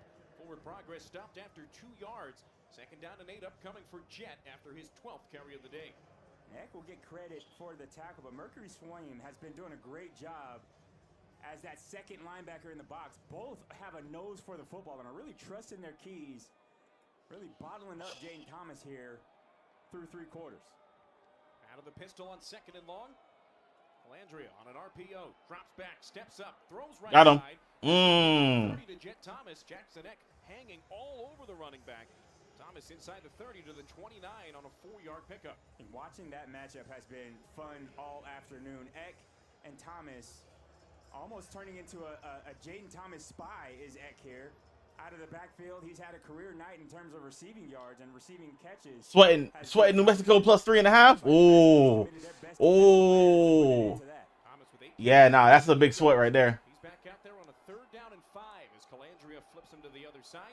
They'll change the play at the line of scrimmage. Calandria communicating to his receivers on the option. Thomas into some space. First down. He's got the line to gain, but a penalty flag comes flying from the back judge. Yo, make sure y'all subscribe to the channel if you haven't done so. This is looking like it's going on D'Angelo Irvin. If it is a tough call for the Rebels, there's going to be. I was just surprised to hear you. That's the only thing I can see is a hold maybe. He was like, wait, whoa, wait. Is somebody talking? Oh, shit. Offense, number 4. 10-yard penalty, 3rd down. What's good, Muddy? Let's go New Mexico. New Mexico holding on right now. Yeah, nah, man. I was going to credit him, actually, as I'm watching that play develop, with doing a good job blocking and a good job of cutting him loose once he got there. And you know, I like talking in the background. It'd be like you're conscious. As I look at it on the replay, I don't agree with that as a holding call. I think Jaden Thomas does a good job of helping by cutting inside of that block. But that's a questionable call against the wide receiver in the slot. It slides into 3rd down and 11. Ball spotted on the New Mexico 35-yard line as Kevon Lee checks into the game. Calandria changing the coverage at the line of scrimmage. New Mexico looked like they were going to send pressure on a timeout. Timeout. UNLV. That first charge timeout in the second half. And again, 30 seconds. The play clock winding down on Calandria, and as a coach on the sideline, you want to trust your quarterback to get the urgency knowing the clock's winding down. But that's the second time today where you see Calandria changing up. Lobos have been asked my entire life growing up watching them. As the play clock wind down, it's like he's not aware. I mean, shoot, right now they 1 win away from being bowl eligible. Coaching staff doing a good job bailing him out and avoiding more negative plays, but 2 plays in a row now where you're thinking your quarterback's got to execute, and he doesn't get the team lined up after the check. So I know the time. How long the game? We got about like what, 8 minutes left in the game. So add that with a couple timeouts, a couple media timeouts. This is what, 5:34, probably like another hour. UNLV on 3rd down today is 4 out of 10. That's below Like an hour, getting close, like around 7 o'clock. It will be done before it will be done before Game 7 of the World Series. Consider the yardage of where you are in a 6-point game. You're at the 35-yard line. That amounts to 52, 53-yard field goal. So you need some yards here, one way or the other. I think it's 2-down territory. They always choke 4th quarter. That's valid. Field goal, yes, keeps it a 1-possession game. You get a little closer, but I think the way your defense is played, it's a 2-down territory here for the Rebel offense. Calandria in an empty backfield. Motions out to the right side. He'll take the snap. He rolling out. Got him. That's caught at the 30. Out of bounds, way short of the line to gain. It will be done before the Dodgers lose. Yo, you're crazy for saying that. More than that, but they're going to spot him. Maybe his foot came out of bounds a little sooner than I thought. I thought he got. This is the first season I ever bet on them after the whooping they gave to UCLA. I bet against them today though. It is 2-down territory with that little bit of yards that they did. Yeah, your craziness is real. Because if you thinking that the Dodgers are gonna lose, bro, we got Shohei on the mound. I don't care, bro, about Max Scherzer, bro. Shohei on the mound. He's gonna be like he's playing both ways. First down. That's a first down and then some inside the NV Energy red zone, all the way down to the 16-yard line goes. Bro, all I'll say is this, bro. If the role players do their job, Mookie, like if Mookie does his job, if Freddie does his job, right? And then Edmund, Kike, and Muncy needs to show up tonight. Max Muncy needs to have a bomb game tonight. Like he has to have a solid game tonight. Here's Kevon Lee up the middle over the 15-yard line. He falls forward for a short gain of 2 yards. Who else but Eck? Again, it's fun to watch. Talented linebacker play, trusting his keys, beating the block to the. Yeah, UNLV driving. Taking a tackle one-on-one against Kevon Lee. That is impressive linebacker play. I don't know. Dodgers 1.5. With what I've seen, see, I like how you think. He's got to be in contention for first-team all-defense. That is a fantastic play from the middle linebacker. I'm not even worried about Vladdy. I'm not worried about Alejandro Kirk. throws. Touchdown! UNLV! Nick Elksnis from 14 yards out. 1 point away from the lead. The extra point will give UNLV a lead with 6:35 to go. Bro, I'm trying to tell people, man. The Dodgers are going to take that game, and they're going to take all that momentum for winning that game, how they won last night, and they're going to blow out the Blue Jays tonight, bro. Back-to-back World Series champs. It was elementary on the pitch and catch at that point. The eyes of the Lobos secondary have been committed as secondary contained players against the run. For the first time, they slipped the tight end. Yo, make sure y'all subscribe to the... Yo, if you haven't done so, subscribe to the channel. Well executed play by the Rebels. They take their first lead here midway through the fourth quarter. Make sure y'all subscribe to the channel. We will be back on next week doing a we'll be back on next week doing more college football, and we're going to be doing college basketball starting this week. Listen, I'm trying to tell people, and you know, there was a guy made a video. There was a guy making a video about how everybody was upset about how the Dodgers are getting all these players, right? And he said, you can't be upset that the Dodgers got all these players when you are the ones that did not make a change, that did not that did not create the chance to get these players on their own. Shohei, appreciate you, Richard, for subscribing. Thank you so much. Shohei, he could have stayed with the Angels, but they didn't want to give him the money, so he went to the Dodgers. Freddie had the whole crazy situation with like the whole agent and, you know, not going back to Atlanta, so that he comes, right? Mookie got traded to the Dodgers. Tommy Edman got picked up from the Cardinals. Like, Glasnow picked up. Like, all of these players could have been, like, Blake Snell could have stayed in Tampa Bay. Glasnow could have stayed in Tampa Bay. No, didn't happen. So they all came to the Dodgers, and they're winning. And everybody's like, oh, we need a salary cap. You can't ask for a salary cap when you are the reason why the Dodgers keep winning. How about y'all be better owners and how about y'all be better owners and keep the great talent on your team? And don't get mad when other people see the talent for what they are, and then they get the value out of those players. So the Dodgers are going to win again. And awaits the return. 35-34 UNLV with 6:35 to play. The kickoff from Caden Costa goes out of the back of the end zone for a touchback. And Caleb, at this point of the game, which, by the way, has already... All right, UNLV up 1. Can New Mexico respond? Comes out of this drive right here for UNLV's defensive side. I think the defense has played actually very well in the second half. They gave up the one big play to the tight end early in the third quarter, but outside of that, they've been really good. A nice competitive performance, but this is, like you said, partner, a critical stop. Having the first lead, only a 1-point lead, but nursing it is up to the defense now. Keep in mind, the Lobos scored 31 of their 34 points before the halftime break. Lane on the first play of the drive rolls right around Atalaya. He's going to tuck it and run it himself. Damn. He is hammered. Oh, what a hit. Conti. Oh, nah, buddy got hurt.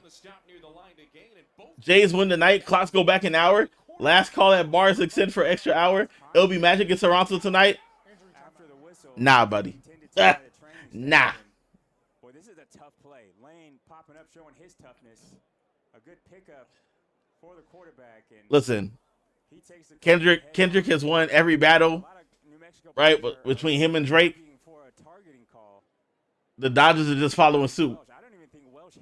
It's already written. I think they might have been friendly fire here as Conti in pursuit runs into Welch as they sandwich Lane. Woo! The best angle right there. It looked like Welch might have got him. All right, mute up and let us off. Fuck you. It's my channel. We talking. Right? You can mute me and watch. But I like talking with the people who are here. Still just a sophomore out of Corona, California. He's sitting up now. intended to by the training staff. But make sure you subscribe though. Between two defenders, which obviously the safety concerns for the players is there, but that's not a penalty, obviously, for friendly fire. And we'll take a look at him to make sure. Y'all motherfuckers got nerves, bro. No, I'm not muting up, nigga. It's my fucking channel, so you can mute me and then watch yourself. By that training staff, but first down pickup from Lane. I think the secondary did a great job. Appreciate the follow. But Lane, again, not known for his legs, makes an impact with a nice gain on first down. So after a bit Nah, second. Nah, it ain't happening. one play upcoming for Lane and the Lobos after a 9-yard rush on 1st and 10. We spending all that bread and we coming back with the title. You're not really losing anything with Fuller into the game instead of the sophomore Conti. Lane play action. Oh, big sack. He goes down. Jaheim Joseph in from his safety spot. Tackles the quarterback in the backfield for a massive loss on second down. Appreciate that, AJ. Thank you so much for the subscribe.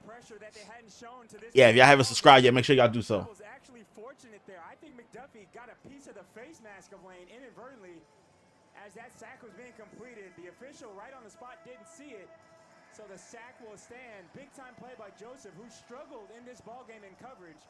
But one of his best attributes is how he plays near the line of scrimmage. Perfect blitz by the safety. Thomas has the most tackles for loss on the team, adds another one to his total there. And after an 11-yard sack, it's 3rd and 12. Lane sets the feet, fires to the far Oh, side. big reception. Falling across the 40-yard line is Keegan Johnson. Former Kansas State Wildcat picks up 3rd and a mile. That's a great job by Lane, who's been off as of late, but finds the corner shot over the head of Welsh in front of Joseph. That's a perfect throw against that cloud coverage. Got to be a little bit more willing to sink under that if you're Welsh. Under 5 to play. Lane now 15 of 20, making 16 out of 21 passing today. He's out of the pistol. Everybody to the left of the formation. They hand it off that side. Bankston gets around a tackler over the outstretched arms of Patterson. And falling on him to make the stop is Tunmise Adelea, setting up 2nd down and long. And there's the difference in linebacker play there. You see on the other side of the ball, with the best linebacker so far in this ball game, Jackson Eck, his ability to read and get there before the play gets there makes it a shorter gain. Patterson does a great job reading it, trusting his eyes, but he appreciate you, Jeff. through the point of no return in the hole. He doesn't meet the running back head on, and because Yeah, y'all make sure y'all subscribe to the channel. extra yardage after contact. McKinney replaces Bankston in the backfield on 2nd down and 8. Lane to throw. Airs it up near sideline. Woo! Catch made. That's Johnson again. Oh my goodness. What a catch. And that flag looks to be pass interference. And this is going to be against Powdrell in one-on-one coverage. Pass interference, defense, penalty declines, goes to the play. Huh? This is great one-on-one coverage. I think both players are hand fighting. Bro, I'm watching the game. It's hard to see what happens at the point of separation. Once that ball's in the air, I think it's... It ain't excuses when you see what's happening. Offensive PI.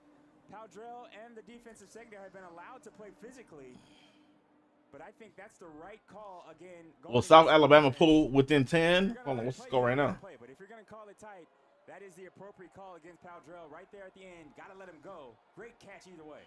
25 yards on that last one into Rebel territory. Now on the direct snap. Oh. He tries to squirt through, but he's brought down with Joseph combining. I'm in 3rd quarter. Y'all got a chance. Selected as a captain today. 2nd down and 7. You called for an interception this drive? Content to wind clock with 3:30 and counting. Oh, that'd be heartbreak for New Mexico. Keegan Johnson having himself a ball game.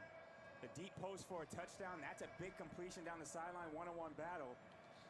Lane having a career day here at Allegiant Stadium and probably one of the biggest games he's played in as a collegiate quarterback. So both sides putting out maximum effort here in the 4th. Lane looking sideline, looking Johnson. Oh, he got it again. What a grab by Bro, he got him again, bro? once more. Nah. I did not think there was a window there, but Johnson able to find one and grab it. Bro, what is going on with the UNLV defense? Keep your head in this ball game. You're in fantastic coverage. Perfect placement of the ball. Oh my gosh, what a pass. Johnson again having himself a ball game. Here's McKinney. Cuts it Touchdown. finds the end. Bro. 15 yards out, and New Mexico takes the lead. Back and forth we go. Touchdown, New Mexico.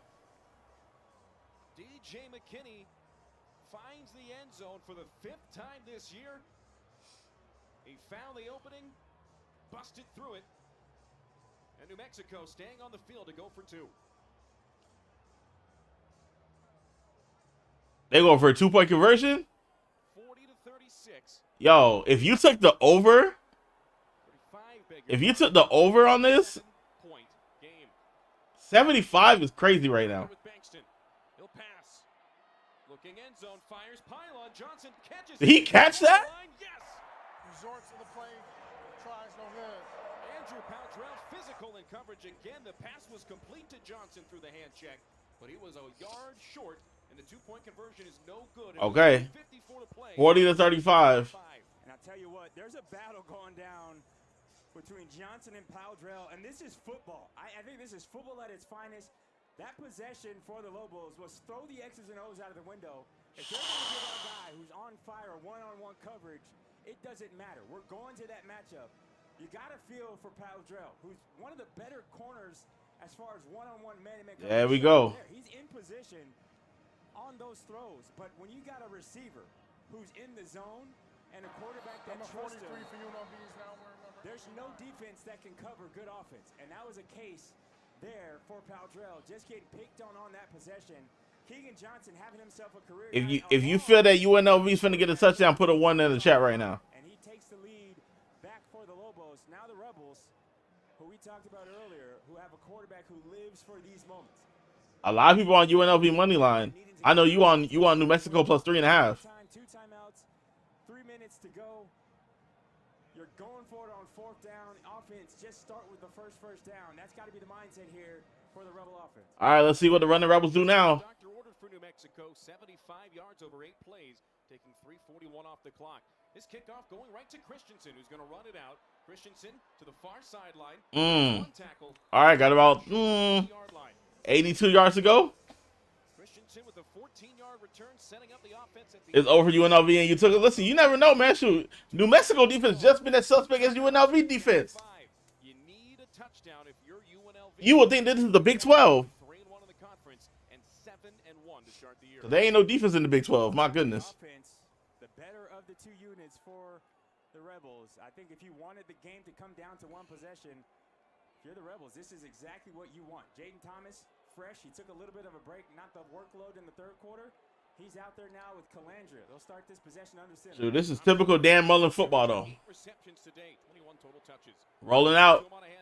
Calandria pressured. Hey, yo! Bro, stay in bounds and get some more yards, okay? He had nothing but green grass in front of him, but had to twist around to make the catch. 19 yards, moves the chains. Oh, if you're Calandria, just set your feet and give him a good ball. He kind of throws a fadeaway, in which the ball then fades. Thomas almost dropped that, too. Great adjustment by Jet to come down with that one, but that's a touchdown if he puts it out in front. Calandria. What are you doing? Oh, bro. Oh, my goodness. Receivers in the area, number 9 is in the area. There is no foul for intentional grounding. And 2nd down. This is a case where Dan Mullen has talked about it throughout the season. You love the playmaker in Calandria. You love his desire to take the ball and take the game into his own hands. He avoids disaster. Jaden Thomas. Bro, Calandria is doing too much, bro. In the highest order. Either he takes the sack or if it's the penalty for intentional grounding, the incompletion makes it 2nd and 10. And boy, oh boy, Calandria's got to be thanking his lucky stars on that one. For real. Out of the huddle with trips right. 2nd and 10. Thomas still in the game now. Tayshawn Lyons over by himself on the left side. Anthony takes the snap, looking in that direction. Now throws it down. It's terrible pass. He was looking for terrible pass. That's been his go-to security blanket today, but not there.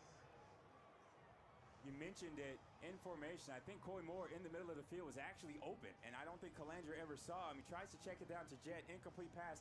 Again, stops the clock. 13 seconds to the 2-minute timeout, but the Rebels facing 3rd and long. And the pass rush of the Lobos is finally trying to get into the head of Calandria. Keyshawn James Newby applied the pressure on that last avoided sack, and he's looking to stunt and twist coming from the boundary side here. And it goes without saying, this is 4-down territory with the game on the line. Calandria. 3rd down. Complete to Lee out of the Good stop. Good stop. This is pretty much the game. I would say it's 2 minutes. They got two timeouts and then the 2-minute timeout. Do or die 4th down conversion coming up. with 2 minutes to go, and they're going to Say let this one wind. They're going to let it go to the 2-minute timeout. 2-minute timeout. Talk about this so important 4th down play. 2 timeouts left, but all the marbles pushed to the center of the table here. UNLV needs a 4th down conversion. Woo! Nah, no problem. I got y'all. Appreciate y'all coming through. Make sure y'all subscribe to the channel. We do different sports. Like I said, like if y'all were here earlier, we were doing some Northeast Conference. We did LIU versus Central Connecticut State. Next week, I'll tell you right now.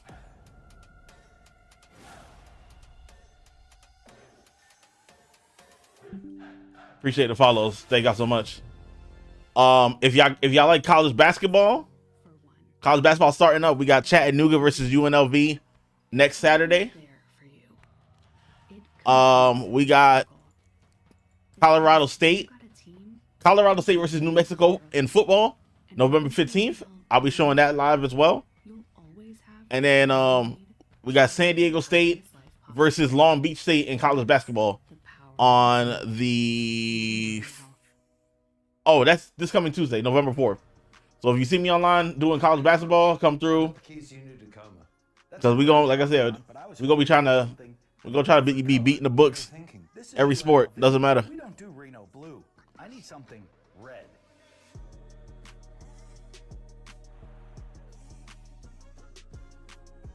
Hey, Coach. How's this? Now that's more like it. Way to go, Steph. Finley Toyota is a proud supporter of UNLV football. Coming out of the 2-minute timeout, UNLV trails New Mexico 40-35 here on the Mountain West Network in the Silver State. So make sure y'all hit that follow. We do, like I said, we do live sports. 4th and 5 from their own 42. Likely a do or die. All right, here we go. This is pretty much the game right here. Anthony Calandria out of an empty backfield sends a man in motion to the right side of the formation. That's Irvin. Calandria to pass. Lobo sent 3 over the middle. Why would you? Down to the hands of the intended target. That's game. No flags on the field as That's game. knocks it away. And with a $1:56 to go, the Lobos have Texas and Dodgers guys. Hey man, I hope you cash out, bro. I hope you win that. Pass break up there, coming over the top, clean play. Dorian Thomas. That's good defense. Dorian Thomas.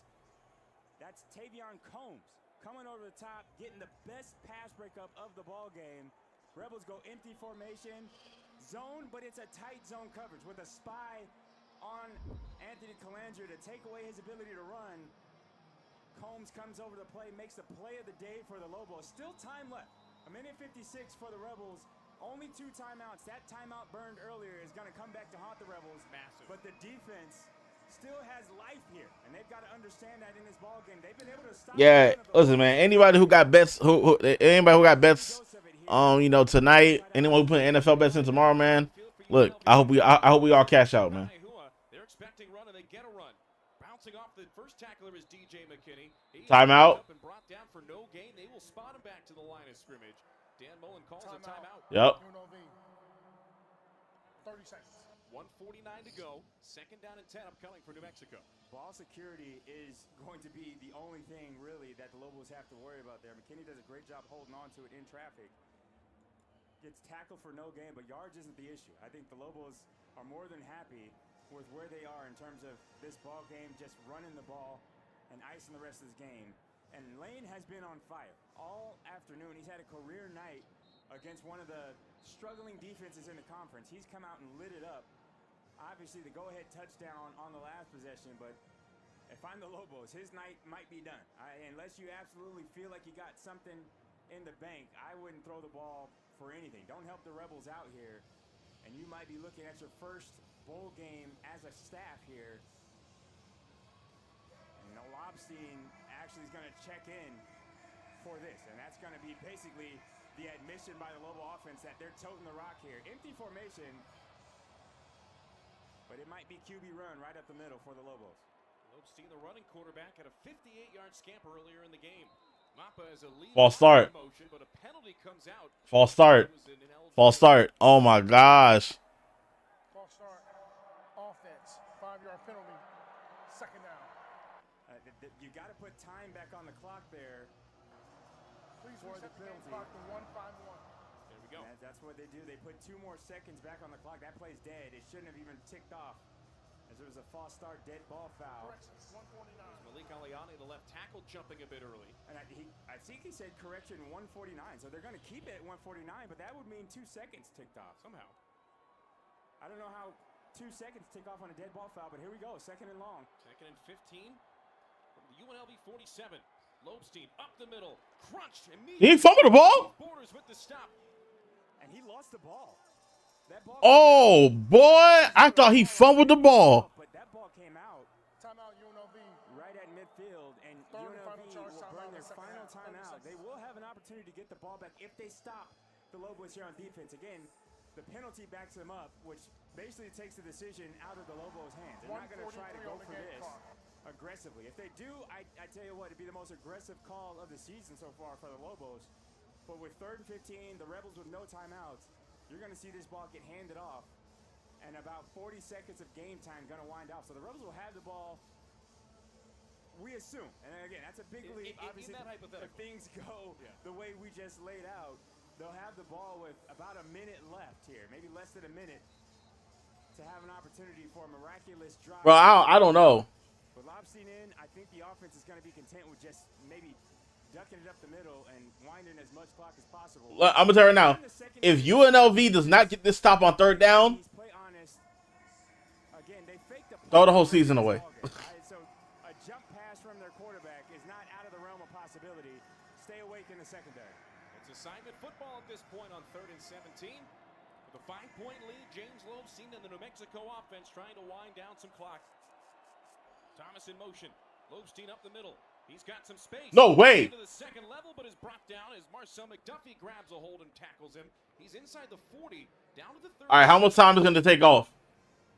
Still a 50-plus yard field goal as Lobstein limps off the field. So he hurt. I mean, he was dragging all 250 pounds of Marcel McDuffie along with him for the ride.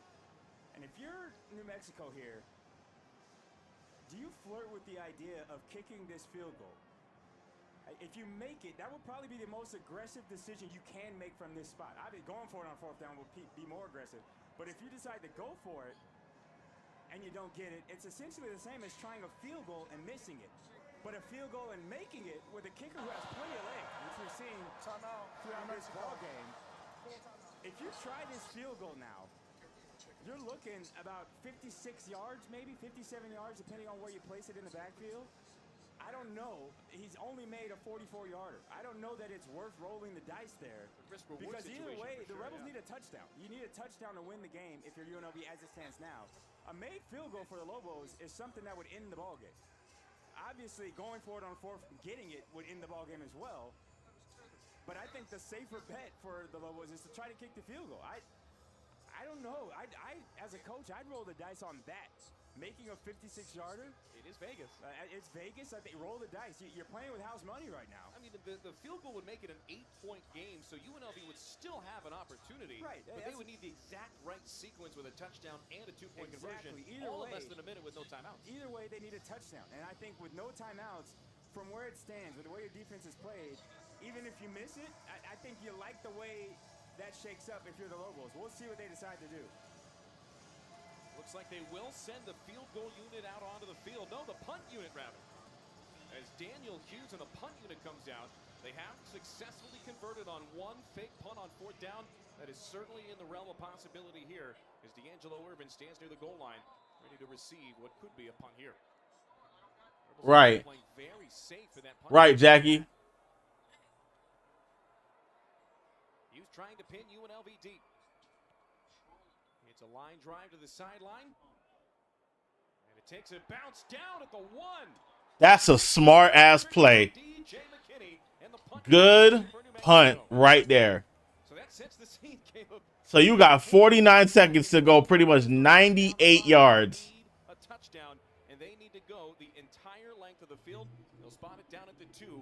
98 yards to a game-winning touchdown. That's a smart play by McKinney, underrated. If he backs onto the goal line there, they're going to mark that as a touchback. But because he surrenders and falls, He doesn't even get to the goal line. Clock to 50 seconds. That was a great play by McKinney. Well executed special teams. Making an impact here. Special teams unit for the Lobos. That's the advantage right now in this ballgame. Rebels do get one additional second as they put 50-5-0 back on the clock. First and 10 from the 2. It all comes down to this drive. Would you shut the fuck up? Would you shut the fuck up? It's my stream. I'm going to be as loud as I want to be. If you're upset, you could go on mute or you could get the fuck out. Very good job by Jet. But before you do that, make sure you subscribe. And would you shut the fuck up? If I turn the shit off and then you like, oh, fuck, I can't watch it anywhere else. Shut your bitch ass up. How about you say thank you for fucking showing the stream? Subscribe, motherfucker. All right. 38 seconds. Y'all are some entitled motherfuckers, but I tell you. They overload the side. UNLV actually does a great job of giving Calandra enough time to get that check down there, but ESPN Gamecast is right there for your ass. You can Google the shit. actually do a good job picking it up. If they do go 98 yards, I'll be tight as fuck. Third now and 2. See if the Rebels can move the chains with a little bit of space from their own end zone and start to extend and stretch the play down the field. Rebels have struggled on third down today, just 4 of 12, but this one, not your average third down. It is I don't know who they're going to, Jay. They break through and they check down. Bro, UNLV's gonna they sold this shit, bro. UNLV sold this shit. I think Jet has some action with blockers out in front of him. He may be able to get through. I'm not sure if he saw the ball. Calandra just throws a 100-mile-an-hour dart right past his ear. And that's just not something that a running back is going to be able to catch in that tight of a space. Just give him an opportunity to lob it out there, but Rebels now do or die time again. Another 4th down for the Rebels to keep the game alive. They'll put 2 seconds back on for. Oh, the 4th and 2? Oh, it's wraps. This is it. This is the game right here if New Mexico makes a stop. They sent 4. Calandra rolling. Calandra throwing. That's complete. Did he get Bradley falling to the turf at the 17? That's going to stop the clock while the chain's set. But quiet down? You way too loud. Nope. Seconds to go. It's 1st and 10 from the 17 nope. line for Calandra and company. I'm gonna talk as loud as I want to. Sack. Because if I turn the shit off, y'all gonna be upset 'cause I turn it off. So how about y'all just, enjoy what you getting? Calandra goes under center, and he'll take the snap and spike it to stop the clock with 11 to go. Boy, great time to come away with a sack. And if y'all don't want to hear me, y'all can mute it too, right? Y'all can mute it too, right? Y'all just ain't gonna hear nothing else. So they enjoy your own silence. Now make it 5.5 on the season. That was a big time defensive stop there. Lobo was able to create. Turn it off, ho. I got you. I got you, bitch. I got you. Can tell you used to get bullied. You sure about that? Hold on. And again, ball game situation here for UNLV with 11 seconds. I'll holler at you. 11 seconds left. Ball snapped from the 11-yard line as New Mexico jumped off sides. They'll wave the play dead. Steal 5 yards there. Defense number 1 unabated to the quarterback. 5-yard penalty. 3rd down. And that's one way to slow down. Can tell you used to get bullied. Yeah, cool. Yeah, I figure that's your life, right? Still 3rd and 11, and the more important factor here, 11 seconds to play. Not much you got if you're the Rebels. Boy, the entitlement for me is crazy. I'm over here trying to look out for y'all, and y'all over here, shut up. Oh! He was trying to get a flag. And with that, it'll bring up a 4th and 11. 4 seconds left. UNLV 84 yards away from the end zone. Timeout. New Mexico calls a timeout here to get their defensive core ready to go for this one. So this is it. And you wouldn't expect just a full-on bombed Hail Mary. You expect some trickeration and laterals over the inside and up the middle. Yeah, Calandra, maybe that's probably the extent of his range there in terms of throwing the ball down. Yo, if you pick New Mexico money line, GGC y'all for real. Hey, now I appreciate all y'all, man. Make sure y'all subscribe to the channel. Like I said, we doing more college football next week. We doing college basketball. Dial, shut your bitch ass up.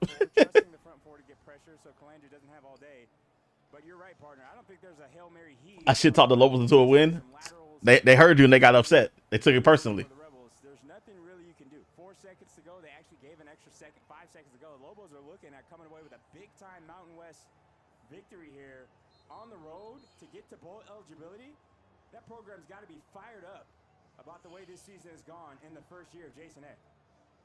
And there, look at Jackson Eck, who's had an MVP caliber performance here today. I mentioned he might be. Yeah, listen, all of y'all who got bets for the rest of the night, I hope y'all bets cash.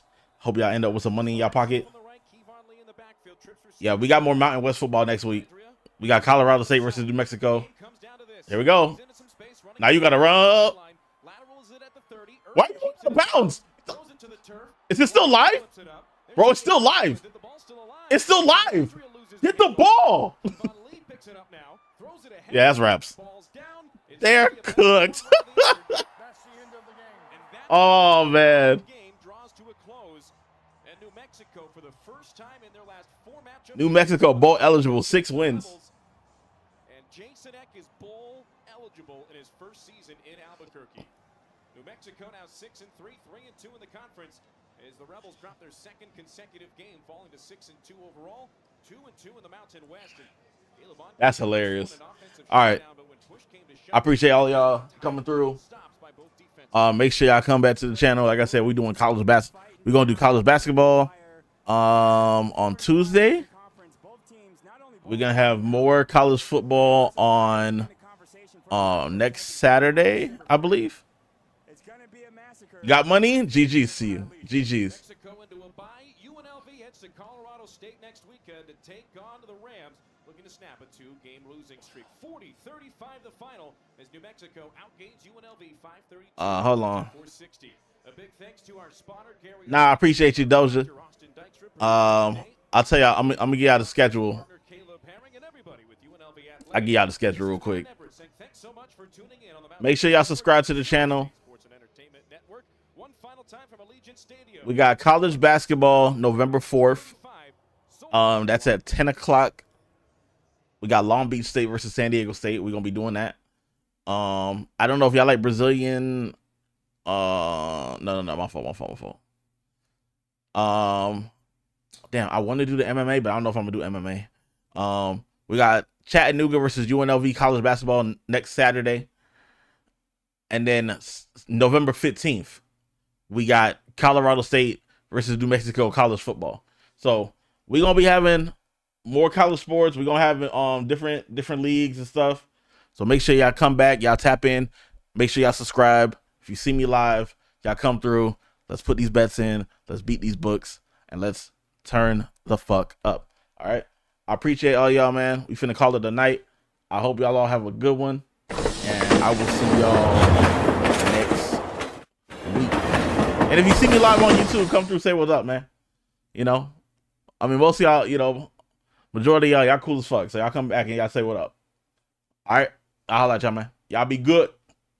Peace.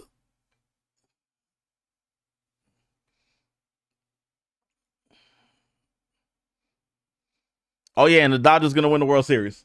Remember that.